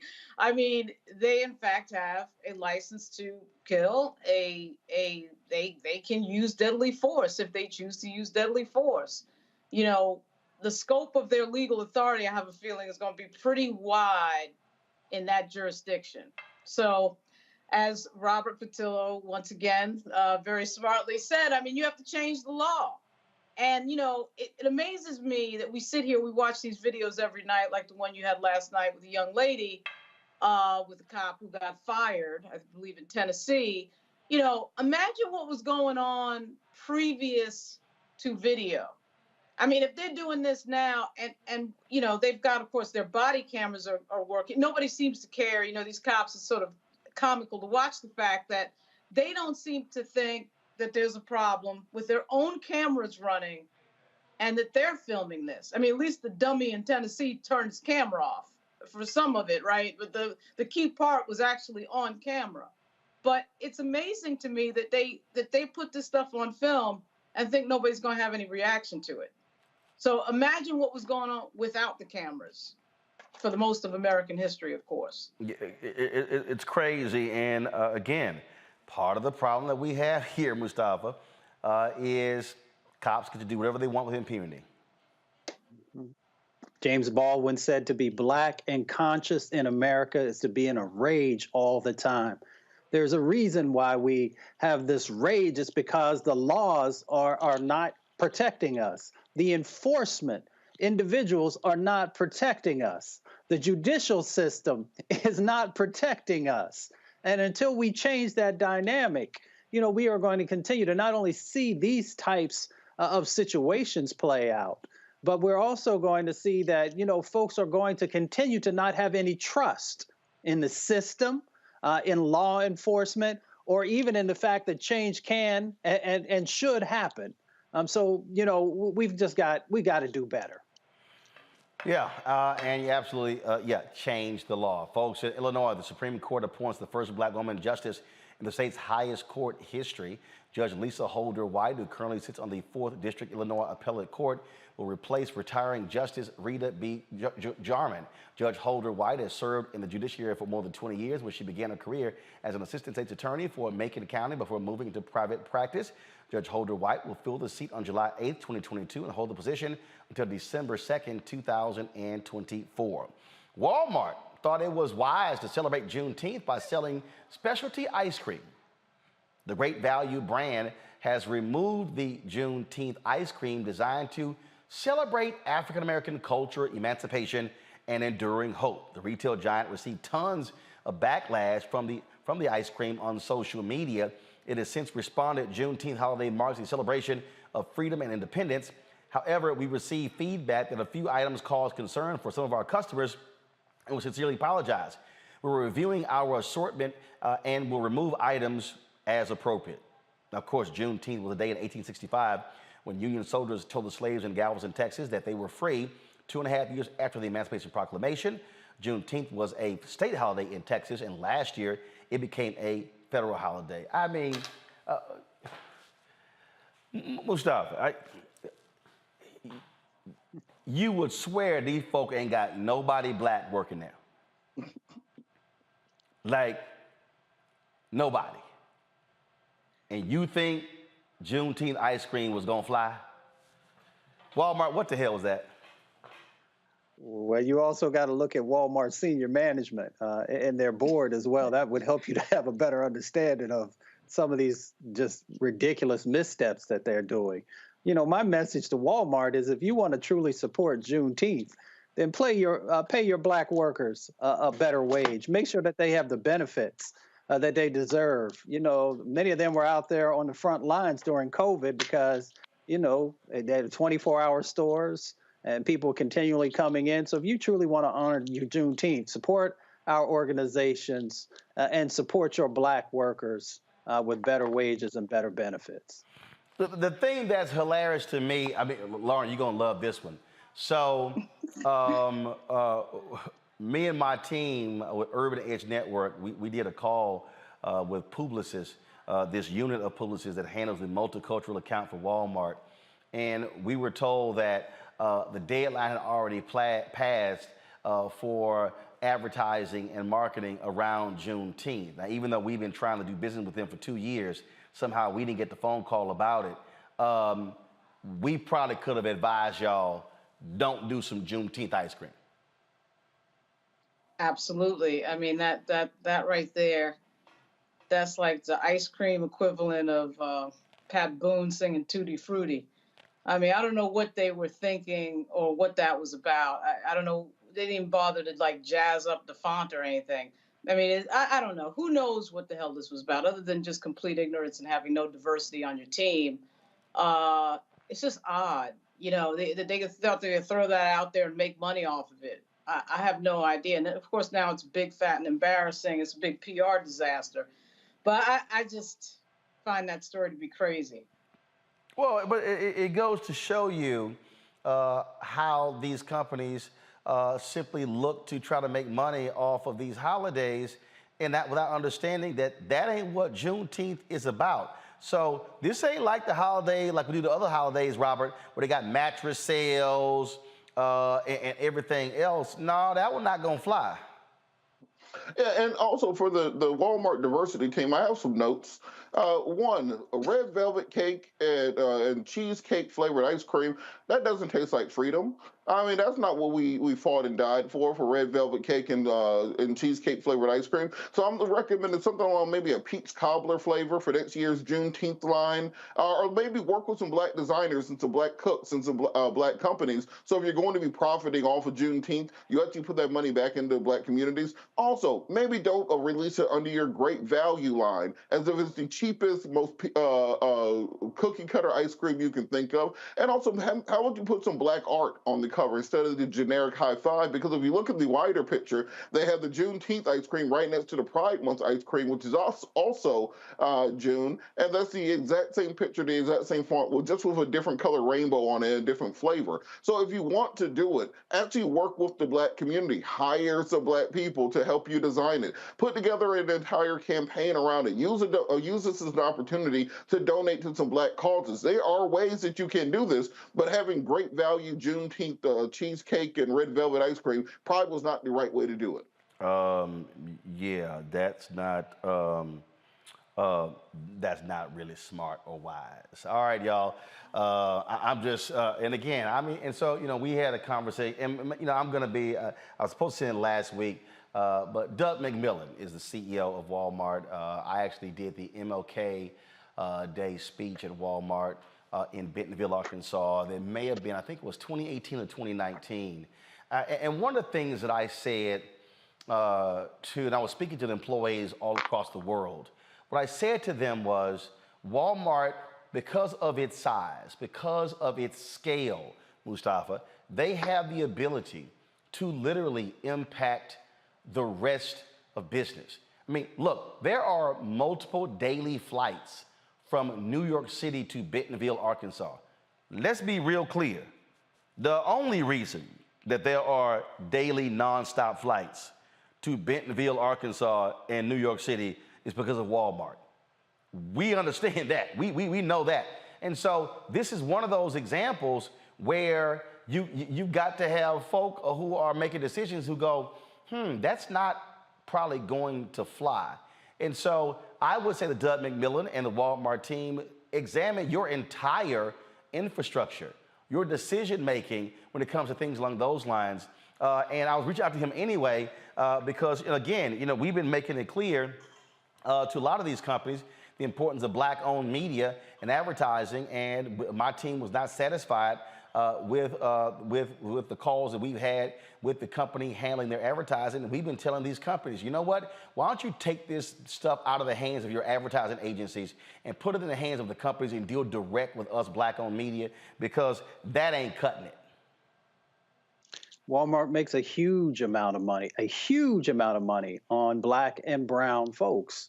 So, you know, whether we're talking about, you know, the supply chain and how they could do a much better job there around contracting and subcontracting opportunities, you know, the areas that you often highlight and we put a spotlight on this show, you know, all the media sets of opportunities that they could better support that could push others to do the same thing. Because the reality is, there are a lot of folks in the business world who follow what Walmart does and the decisions that they make because they are such a huge, huge part of what's happening in that space.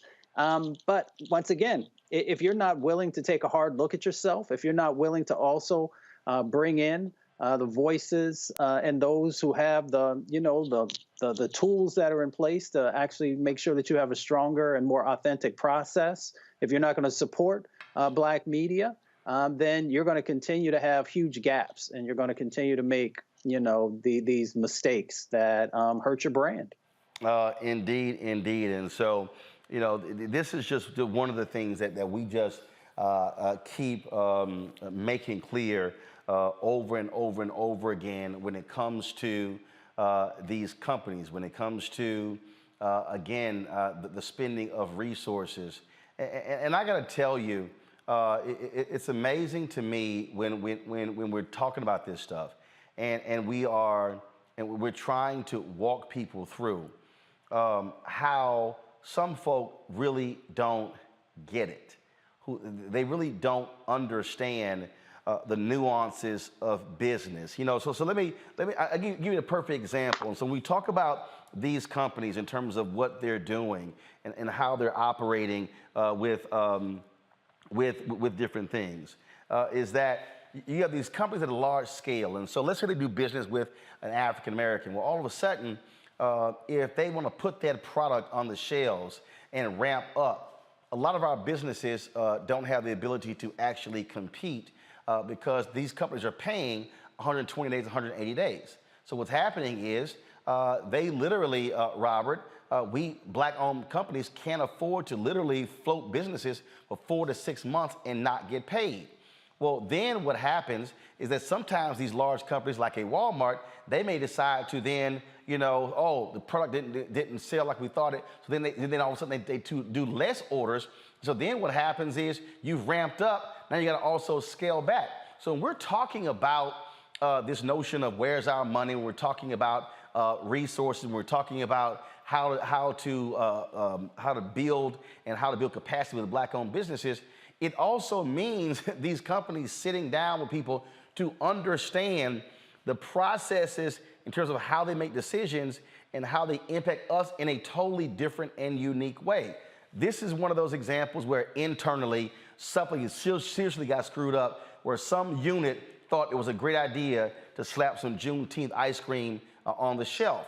But the other deal is if I'm Walmart, if I'm Doug McMillan and my team, you know what I'm doing? I'm sitting here saying, hey, you know a great way to actually celebrate Walmart? Let's highlight the Black-owned products that are in our stores, items that we're carrying on the shelves. How about you start thinking about what are the Juneteenth displays? Because if you want to talk about freedom in Black people, economic freedom is something we can talk about, or what I call Black economic social justice. You're absolutely right. And I think most of us remember it was just 2 years ago when you had almost every major corporation in the country pledging tens of millions, if not billions of dollars to Black businesses, to Black nonprofits, to Black organizations, to social justice organizations. And here we are, 2 years out, the anniversary of George Floyd being killed is coming up. And absolutely almost none of that money has actually been distributed. These people talked a good game about what they were going to do to help bring Black businesses in, to help cultivate Black innovation, to hold seminars and training classes to teach people about ramping up, getting government contracts, all sorts of things that needed to happen. And those promises have gone unheralded. So when you talk about voting, you also have to talk about voting for your dollar. You need to look into exactly who these people support, where they are investing their resources, and if they're actually holding up their end of the bargain on these things before you decide to shop with them versus a competitor, because there's no reason you should be financing people who are not willing to help your own community.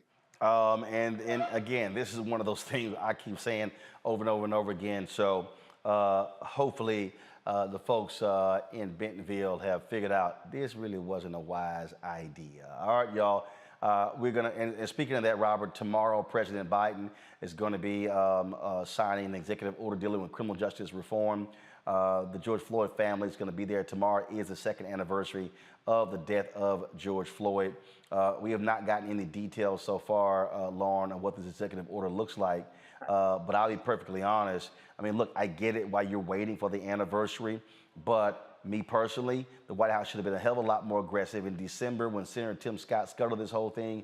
What they should have done, they should have actually said, we're calling all the families, we're calling Scott, Lindsey Graham, McConnell to the White House and say, no, we're going to sit here, sit them across from each other, try to hammer out this deal. I get trying to work on your executive order, but that was almost 6 months ago. There was a different way to actually do this. And sure, you may have still not resulted in a bill, but I frankly think the White House was way too passive on the George Floyd Justice Act. Yeah, there's no passion there for that. And there's no, the White House doesn't seem to really care about this. We did watch the president at the State of the Union get up there and say that we don't need to defund police, we need to fund police. And we had Marjorie Taylor Greene cheering that on when he said it.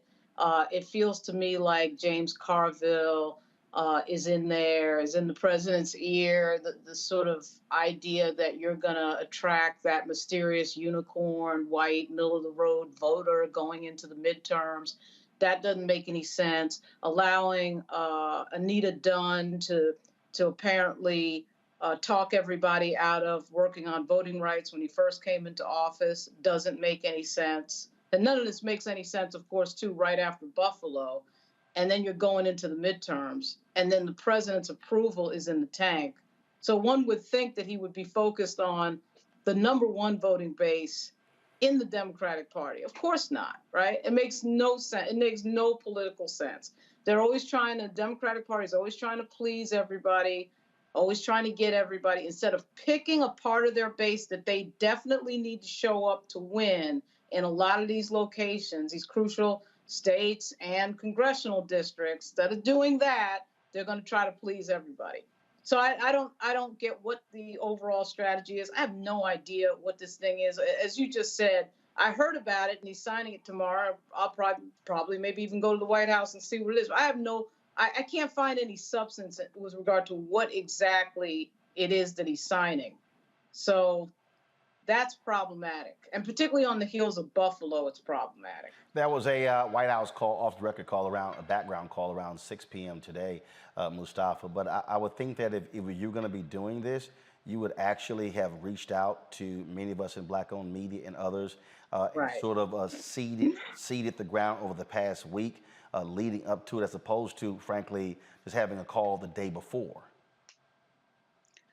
Well, just some real talk. If folks want to continue to take folks for granted, then folks not going to show up for you. And people just keep, I want to say this in the most respectful way. Folks continue to pimp our communities. They continue to pimp almost every element that exists inside, of our whole environment. But yet they continue to, say, well, I love you. I love you, and just expect that that's going to be enough without there being any substance. So you just got to stop pimping folks. You pimp people's pain, and you pimp them in so many other ways, and then you just don't do the right thing. You never, ever, have the authenticity that's necessary for folks to trust you, for folks to want to stand in a voting line for 8 hours or 10 hours. Maybe it might be an extreme heat, or it might be an extreme cold, or it might be an extreme rain that's going on.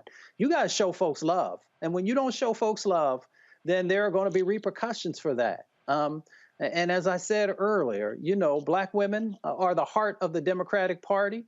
And of course, hopefully there are plenty of brothers who are standing authentically with our sisters as well. So start to show some real love, because if you don't, it's going to play out, and Robert, it's going to play out in a way. Robert, I think the key that Lauren and Mustafa said is passion. Bottom line is, if you ain't got no passion, I'm sorry. The other side is extremely passionate. Oh, they are fired up. And so you got to actually show that. You got to show that you actually give a damn. I mean, hell, at least fake it.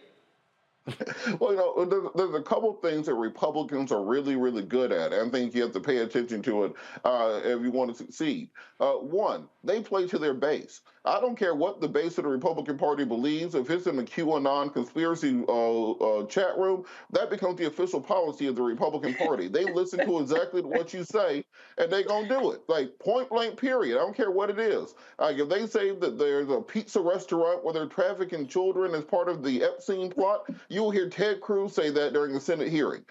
Secondarily, they don't give a damn about whether or not they got a majority. You saw what Trump did. I want to build a wall. We won't give you wall money. Okay, I'll take the wall money. Done. Oh, I want to do a Muslim ban. You can't do a Muslim ban. All right, I did a Muslim ban. See if you can do something about it. Done. And I think that many people in the black community will love for Democrats to take that exact same approach when it comes to black people's people issues. I don't care how crazy it is. At the end of the day, you're going to need the black vote and quit trying to attract this mystical Sarah Palin hockey mom from Minnesota whose granddad voted Democrat because he was in the union and thinking that she's going to come back. Admit to the browning of America. Admit that brown and black people in the South are going to be the new power base of the Democratic Party, not cold white people in the upper Midwest as they were when your dad and granddad were around, and actually push for them and fight for them just as hard as President Trump is fighting for his MAGA base. The same way that Trump is traveling city to city, doing putting in candidates, fundraising, doing rallies every single weekend. I would love to see President Obama or President Clinton or literally anybody else doing the exact same thing for Democrats right now. And there's no reason they can't be doing it. They just don't feel like doing it. And then we're going to get down to GOTV and they're going to blame black men again, saying, well, if you guys had just turned out more for no apparent reason, then we would have won, and this is all on you, and not recognize the lack of groundwork they're putting in to actually encourage people to go vote for them. You can't simply say Trump is evil and make that your entire campaign strategy again. Yeah, indeed. So we'll be there tomorrow. We'll see what they actually say. Got to go to a quick break. We come back. We're going to have our marketplace segment, talking with a fashion designer who is trying to make her way in the fashion industry. You're watching Roland Martin Unfiltered on the Black Star Network. Next on A Balanced Life, we're talking everything from prayer to exercise to positive affirmations and everything that's needed to keep you strong and along your way. That's on a next A Balanced Life with me, Dr. Jackie, on Black Star Network.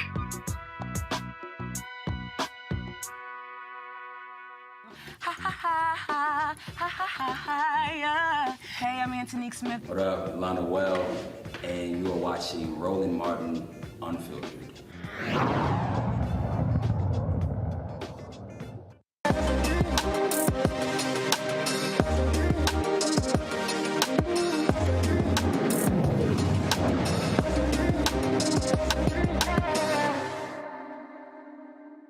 All right, my next guest is a college student who created her own lane of fashion with stylish designs rooted in her West African culture. Hagoi Kapesu is a luxury brand with a global outlook. The brand uses only the most quality craftsmanship. It's one of the youngest brands invited out to New York Fashion Week in September. Well, she wants to make herself larger and bigger. You see the handbags, you see the other things that she makes. She joins us now from Jacksonville, Florida, to tell us how she got this once-in-a-lifetime opportunity. How you doing? Hi, how are you? Doing great. So you've been invited to Fashion Week. How does it actually happen? So I had submitted, one of my friends actually submitted the application for me. I what's it called? I supplied the pictures and everything like that. And I think it was about like a week or two later where they responded that there was a possibility of getting me on, but the positions were already kind of like getting taken up. But recently, I think it was about like a month or two back, they recently messaged me and they were like, okay, like we would love to have you at Fashion Week. And so that's how all of that kind of like came to be. And just working through the needed designs, what needs to be done and all that. So it's been a lot. Cool. Now, first of all, pronunciation is Hogwe? Hogwe Kapesu. Hogwe. Mm-hmm. Got it, Hogwe. All right. So how long have you been doing, how long have you been making items, things along those lines? Okay, so it's been a little bit under a year. So about a year and, well, no, not a year, 2 years. It's been about a year and 8 months altogether, about a year and 8 months since I started this brand in particular. The what kind of led me here was just like the lack of ability for other brands, rather a lot of like these white-owned brands, when they would reach out to me on Instagram, the payment that they would require, or like the payment that I would require, was not something that they were willing to work with. On top of that, school, COVID, everything was all over the place. And I kind of got the idea to start a luxury brand in particular, simply because I felt like what has been happening is, over time, you have a lot of generational businesses and brands of European descendant names when it comes to luxury, and not so much when it comes to like other demographics, and specifically Black people. So that's where that kind of started in. So I started with the bags, and from there now I'm getting into clothing and all these other different things. All right then. And so, first of all, so are you making these bags individually? How long does it take? Okay, so so this, for example, right? It took about like 3 weeks to design everything, and then about 45 days for this individually to kind of like be done. This one is my most popular one. This one is my most popular one, which is like the little brown saddle bag. And this one takes about like 30 days. And as I've grown, are you doing these individually? Well, the samples themselves, these samples, yes, I'll do individually, but when it comes to like stock and everything, those I will have like manufactured out. Got it. Okay, cool. You have manufactured out. And where are you manufacturing your bags? So my bags are being manufactured in Italy, and then some of the what's it called? Like some of the pieces and materials are being like taken out of Brazil. All right, cool. All right, questions for my panel. Lauren, you're first. When you went to Fashion Week, like how many pieces did you bring with you? So I have not gone to Fashion Week yet. Fashion Week will be in September of this year. And I am going to have about 24 different actual outfits, 24 individual actual outfits. So that itself is going to take a lot because, well, I would show the designs, but they're not done yet. But clothing, as well as bags, as well as some hair accessories and things of that nature. So that itself is taking a while, and the expenses for that itself is also a bit. But yeah, no, it would be September this year, September 11th this year in New York. And you've got to raise, what, 25,000 or so yes. to get you to Fashion Week? Yeah, so I'm trying to raise about 25,000 or so. I keep telling myself either way I'm going to make it happen. But yes, $25,000 or so to get everything started in regards of getting all of the items made, sourcing materials, simply because I am going into luxury, and because the audience of people there are going to be, it's going to be a lot of buyers, luxury brand owners, a lot of celebrities. That being the audience that I also want to kind of like captivate and bring along with me, it's going to be a bit expensive because a lot of this stuff are going to be couture. So that's where I'm at with all of that. And being a college student does not necessarily make any of these things easier. So yeah. And you're a college student where?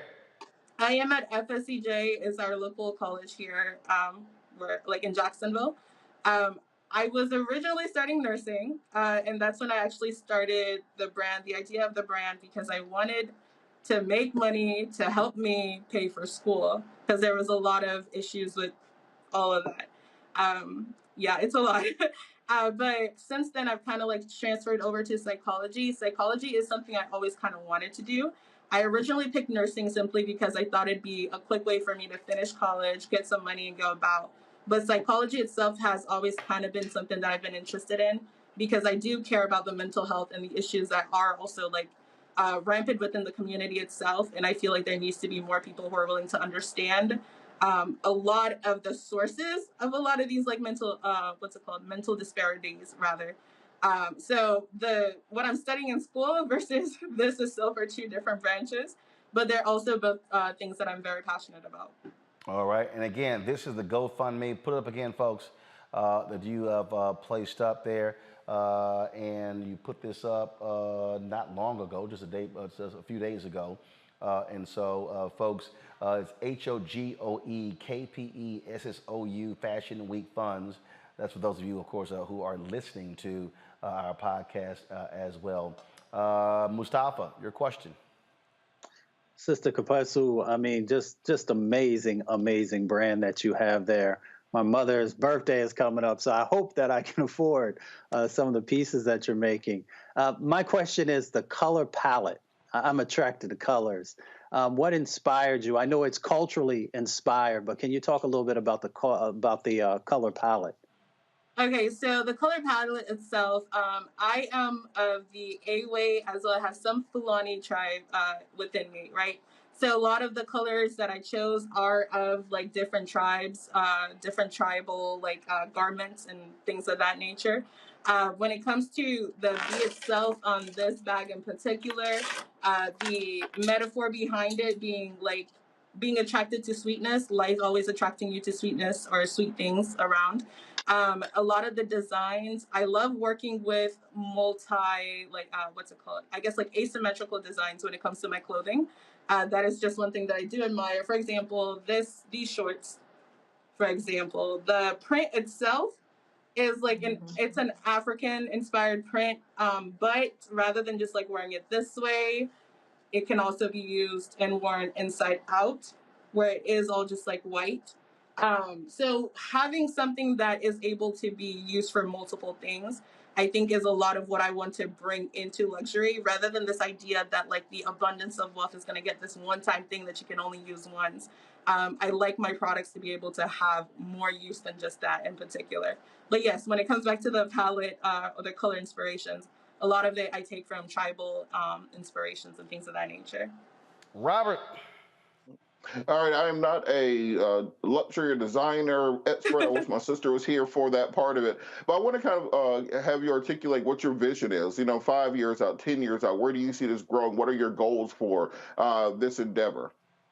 Okay, so actually within 5 or 6 years would be what the average person in my situation would be able to actually reap any of these benefits. So what I've been doing thus far is part of like my mission statement. So the country that I'm from is Togo. The history of Togo itself, the history of the continent itself of Africa is very dynamic and also very cruel. With that being said, my country in particular, we've been under a 55-year dictatorship.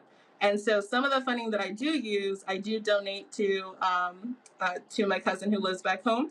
It's called Destiny's Ladder. And basically we are able to take the money, give some money, give to orphanages, because we don't have foster care systems back in my country.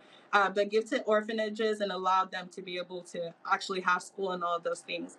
Now, what I also want to do as I build money build money as well as like build my brand, is to be able to have a similar thing here in the United States, simply for like Black American children that are within the foster care system. I feel like even despite having a foster care system here in the United States, it's not necessarily the best. No one's really looking after those students. And I feel like when we have these conversations of, oh, like this person could have been a president, this, that, and the third, there's a lot of potential presidents and leaders that are already existing in society today that don't have the luxury to be able to do so.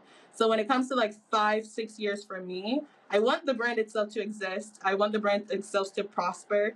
This brand is what I'm using to be able to build awareness of myself, as well as build some type of authority when it comes to speaking to other people. Because one thing about it is that influence, money, and status is something that this world and America in particular always just navigates with. That's just an absolute truth. And so building this brand is a way for me to be able to do that. And that is one of my goals, as well as being able to build strong enough where what I have been avoiding, despite growing quickly, is selling off my brand, because I've had a few offers from a few brands, a few like white-owned like brands and things of that nature, but I feel like that is not necessarily going to help me. Like, what do I look like having a random white man own Hogla Kapesu? Doesn't make sense to me. So things of that nature, holding power within my brand itself and allowing and exuding that power in a way that's actually beneficial to the people I care about. Well, of course. I mean, being able to own is always better because you get to call the shots. And so that's what's most important there. And so in terms of what is the pricing of your various bags and the items that you sell? So for the bags themselves, so this bag in particular, it's $400. It's $400. 415, I promise, is worth it. This one is about $215. All the items are genuine leather. They're all genuine leather. They're also ethically sourced, so it means that the items, or rather, the what's it called, the cows in particular, they're already going on that path. And also, as someone with a small business, something like that just like matters to me, simply because I don't want to see the exploitation of my own items in particular. So I feel like starting off small as I have has been really helpful. But yes, 215, 400. The clothing, it ranges from $400 to about $750 for my 5-piece suit. I have a 5-piece suit. It's really pretty. So I do have that. Like that dress, for example, that just like the white one, for example, that one is about $515. Like the asymmetrical dress, the lining, like it's beautiful, chef's kiss. But yes, those are, and the range altogether is between about $200 to my highest item with which is my duffel bag, which is about $600. Yeah, $600. So $200 to $600 as of where I am right now. Well, considering I've seen the cost of a number of other handbags that $1,000, $2,000, $5,000, $10,000, that is certainly quite reasonable. And so again, hopefully folks will support you. Now, where should they go, take a look at, and to purchase your bags? So they can go to the website, which is HOGOEKPESSOU.com or HOGOEKPESSOU.online, which provides pre-order items that are not in stock yet, but you can get it up front. You can get ahead of the line, rather purchasing there, which is the one that ends in online. My Twitter handle is the HKPESSOU. My Instagram is the HOGOEKPESSOU. So did you create a promo code for the folks who watch Roland Martin Unfiltered? You know, I got you. I will create it right now. And it can just be Roland Martin, like Roland Martin. What is today's? No, just do this here. Make it real easy. Just do Roland 06. Okay, perfect. I got it. Roland 06. I'm an alpha, so that's what you do. So we'll go ahead and do it. So if y'all are watching the show, and it's about 3,000 of y'all watching it right now, if y'all go to her website, put in the promo code Roland06. I don't know what the discount is, but look, you'll have it. And look, her goals raise $25,000, so you can buy product, or you can actually contribute directly to the GoFundMe. And so again, this is the GoFundMe right here. You can go check it out. Again, just put in there HOGOEKPESSOU. Again, it's Fashion Week funds. We want to be able to certainly support her in that. We are a big believer in, and I see already you now actually, you went up about $100. So people are already watching. So if y'all want to actually support her, please do so.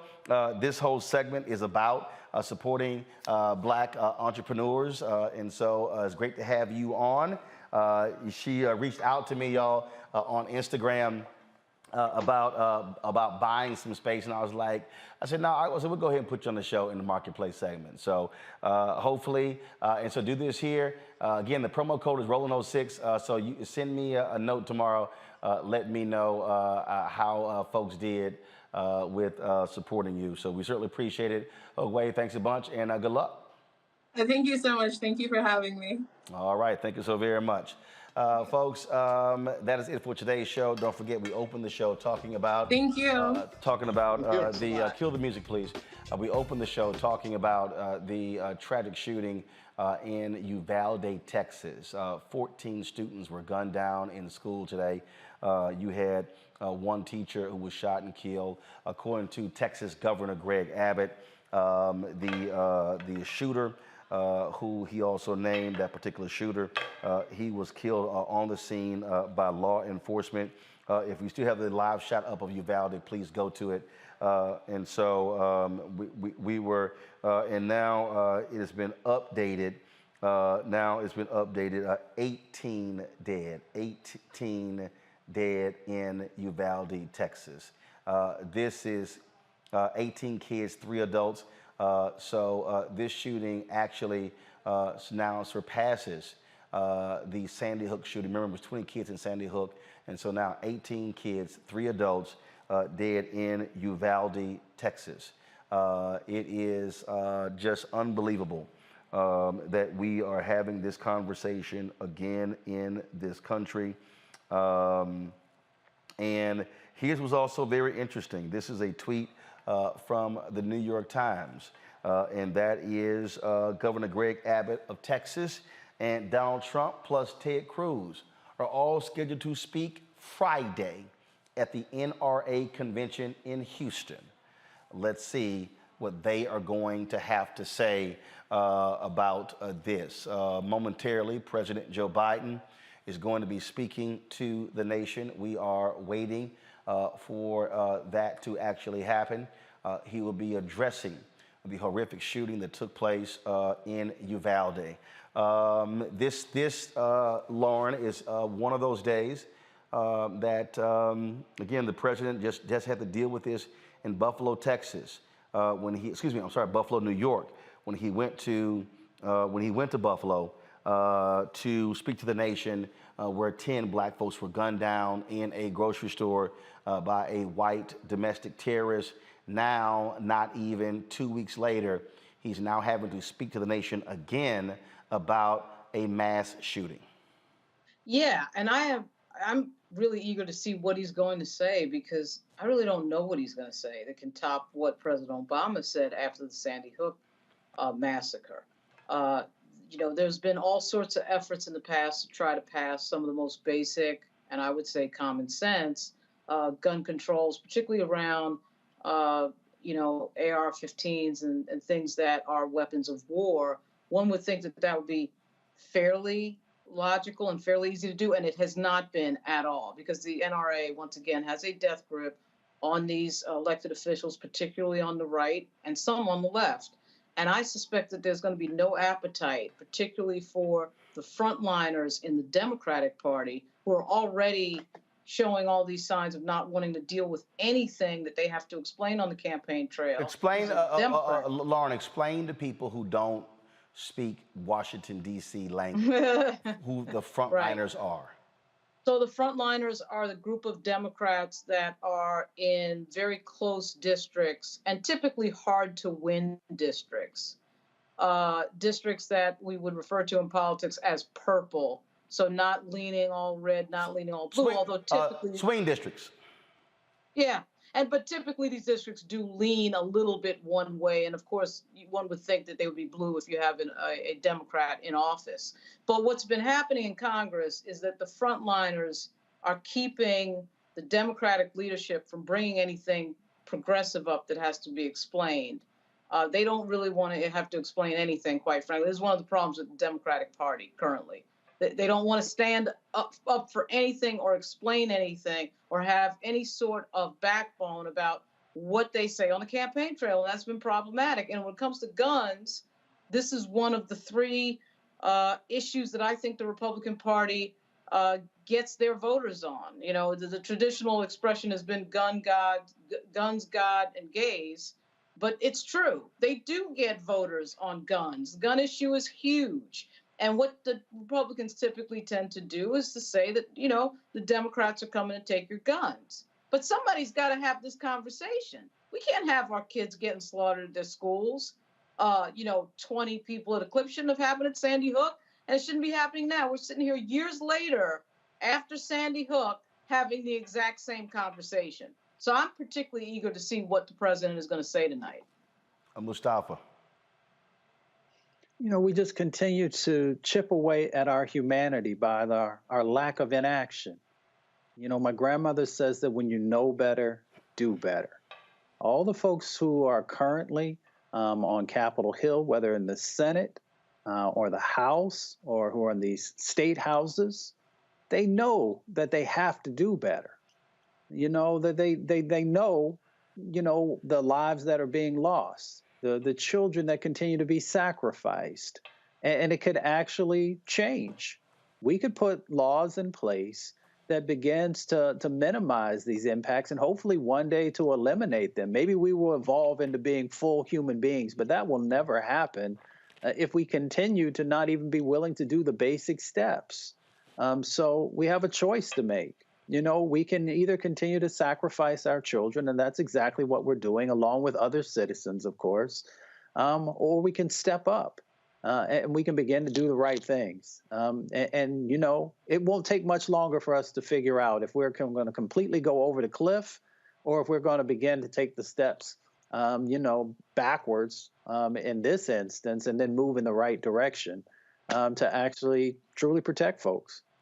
When you look at these responses, and you're seeing many people already challenging, saying, Abbott, Lieutenant Governor Dan Patrick, Texas Senators Cornyn and Cruz, what the hell are you going to do?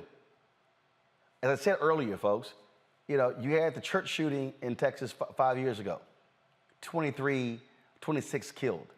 The shooting in Santa Fe, the high school, 23 killed.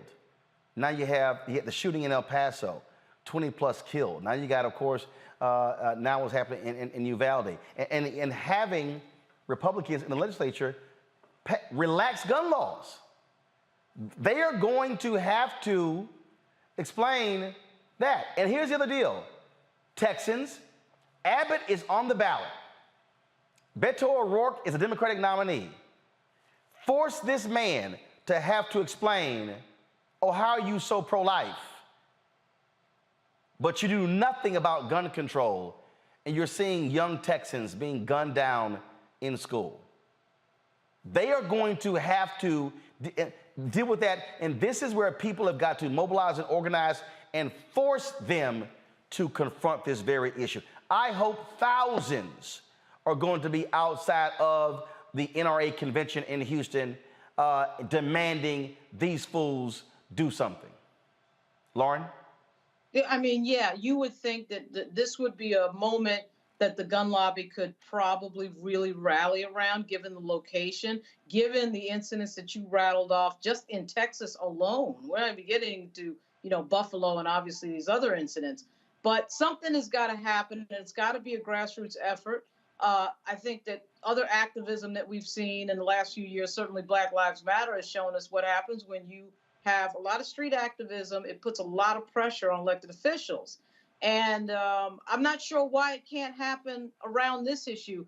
It never seems to happen around this issue. I think there's such a deep cultural connection, quite frankly, with guns. We got guns in video games. We got members of Congress putting out Christmas cards with their entire family with a firearm in their arms. We have become completely transfixed by weapons of war and violence. And it's obviously it's in the culture. It's in the movies. It's in everything. And I think, frankly, we've gotten to the point where people don't want to admit how psychopathic this is.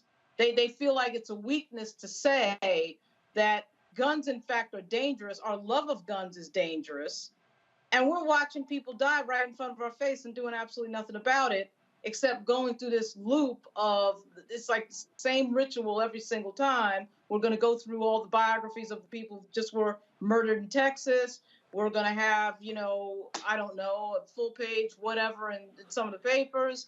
It's the same thing over and over, and then we're not doing anything to change it. But there's got to be some grassroots movement to really get to the people like the Cornyns and Ted Cruz and Greg Abbott. It's not that anybody expects them to change, but they've got to be at some point open to a conversation about specifically weapons of war, as Jackie Spears, who put that graphic up earlier, noted. I'm not sure why that can't be a conversation. Well, and here's a piece, Mustafa. Texas Governor Greg Abbott was so quick to call for special sessions dealing with voter suppression. Right. Let's see if he has the guts to call the Texas legislature into a special session to deal with guns. It was just last year in Texas where they relaxed the gun laws and lowered the age by which folks could buy guns. It has now been lowered to 18. And this shooter apparently bought his rifles on his birthday. Right. His 18th birthday. Well, Governor Abbott is going to have to, he is going to have to deal with the choices that he has made. And as you said, calling the special session could show some leadership where he has lacked in leadership on so many other issues. So, he can also play a role in helping to break the addiction that we have. We have an addiction to guns in this country. We have an addiction to violence. And by him showing some leadership in this moment, he can begin to, change that dynamic to a degree. The question is, does he have the will? Because, true leadership means that even in tough times, you have to stand up and do what's right. And the big problem that we have in this country is that we don't truly have a lot of leadership that's happening, unfortunately. And unfortunately, we've seen it a lot from the Republican Party, that lack of leadership, that lack of sort of moral clarity to do the right thing. So we'll see how it plays out. Well, it is, one of the things that I also hope, I hope here, again, that the voters of Texas wake the hell up, Lauren. It is an election year. Right.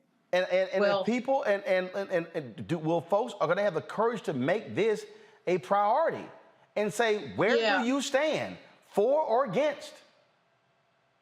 Well, the thing about Texas in particular is that the gun culture in Texas specifically runs deep. That Texas is a location where gun culture really runs deep. And like I said, I just think that gun culture and the culture of violence and the Wild West and all of that mythology, all that John Wayne mythology is wrapped into this. And I think it's just very hard for people. Our government is generally controlled by men.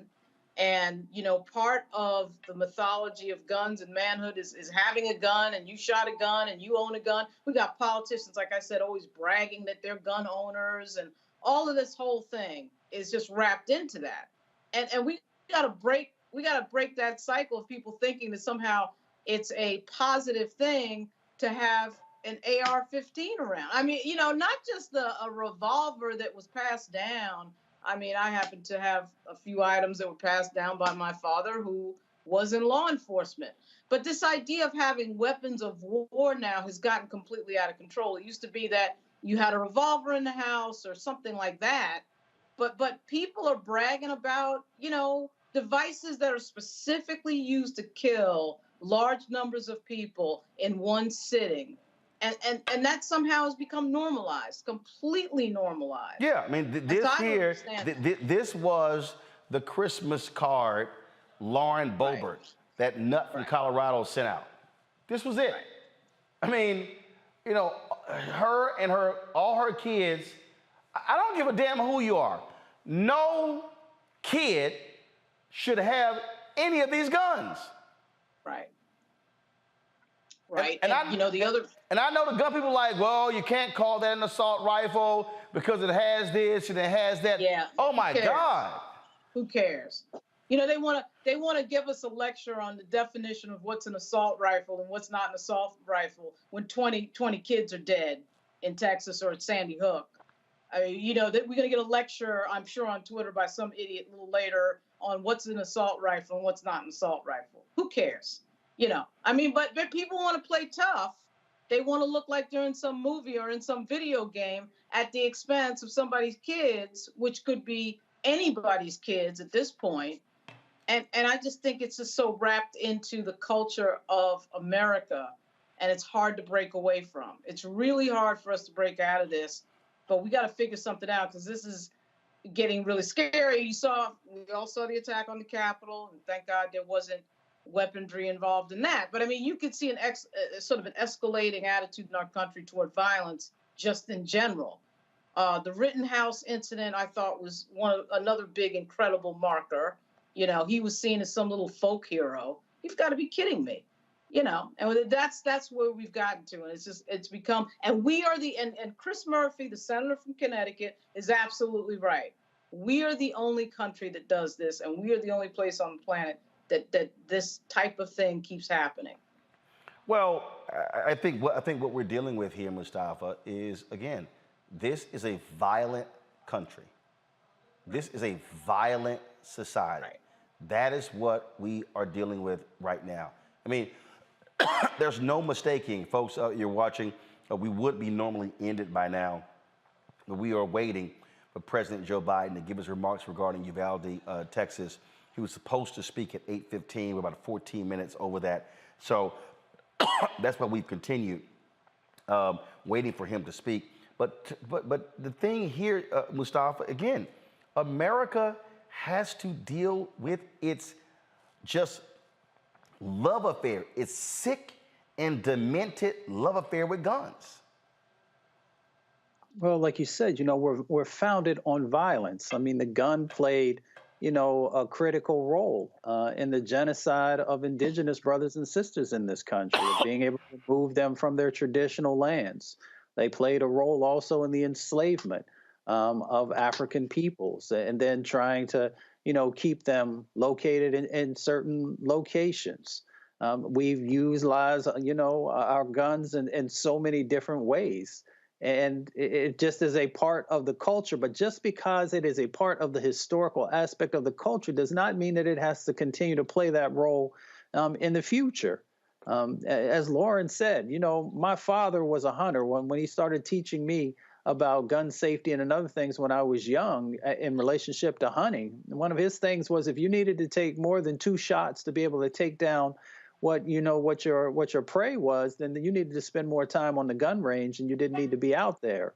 So, these magazines with multiple shots and all this other kind of stuff, all that, it's unnecessary. It is, like Lauren said, it is a part of the mythology of making someone feel like they're more of a man than maybe they actually are. And once again, we just got to get back to holding people accountable, making sure that we begin to actually make progress on common sense gun-related laws, and then also make sure that there's real enforcement, and also making sure that folks have, that there are the mental health checks that are also necessary before someone, can get a gun. It just doesn't make any sense for us to just be passing these things out like somebody's at McDonald's. You just walk up and say, I want a number 7 or I want a number 8. There has to be so much more to that because you're literally dealing with life and death situations and life and death instruments. So once again, we'll see if both the governor of Texas stands up and does the right thing, if Ted Cruz takes real leadership in the Senate and says, here are a number of elements from bills, multiple sets of bills that are out there that we can get our folks around. Will Mitch McConnell do the right thing? And then, of course, leadership in the House, which I know that they will be willing to move forward on. But we'll see if folks are willing up to do the right thing. Indeed. So, folks, let's do this here. We already have Keenan. Why don't you just simply go live with the feed for Biden? And so what we will do is, so let me know when that feed is live on the Black Star Network app as well as on our YouTube channel. So again, President Joe Biden was supposed to address the nation at 8:15. Right now it is 8:33. So we're about 18 minutes over. And so what I want to do is release our staff. And so let's go ahead and go live with our secondary video feed. And so that way, if you want to see the president's address, you can do so by just switching over to that second feed. Folks, if you want to support us in what we do, please join our Bring the Funk fan club. You can also download the Black Star Network app, the Black Star Network. So if you want to see the rest of this, go to our Black Star Network app, Apple phone, Android phone, Apple TV, Android TV, Roku, Amazon Fire TV, Xbox One, Samsung Smart TV. And also, you could join our Bring the Funk fan club, and that is, of course, P.O. Box 57196, Washington, D.C., 20037-0196.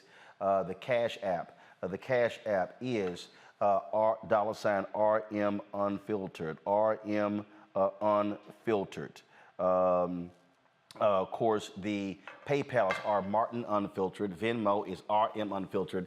Zelle is roland@rolandsmartin.com. roland@rolandmartinunfiltered.com. And certainly our thoughts, prayers, condolences to those families in Uvalde, Texas. Today, 18 children, elementary school students, gunned down in a classroom, 3 teachers also deceased. For those of you who want to watch the president's remarks, please go over to our secondary feed. We will see you tomorrow.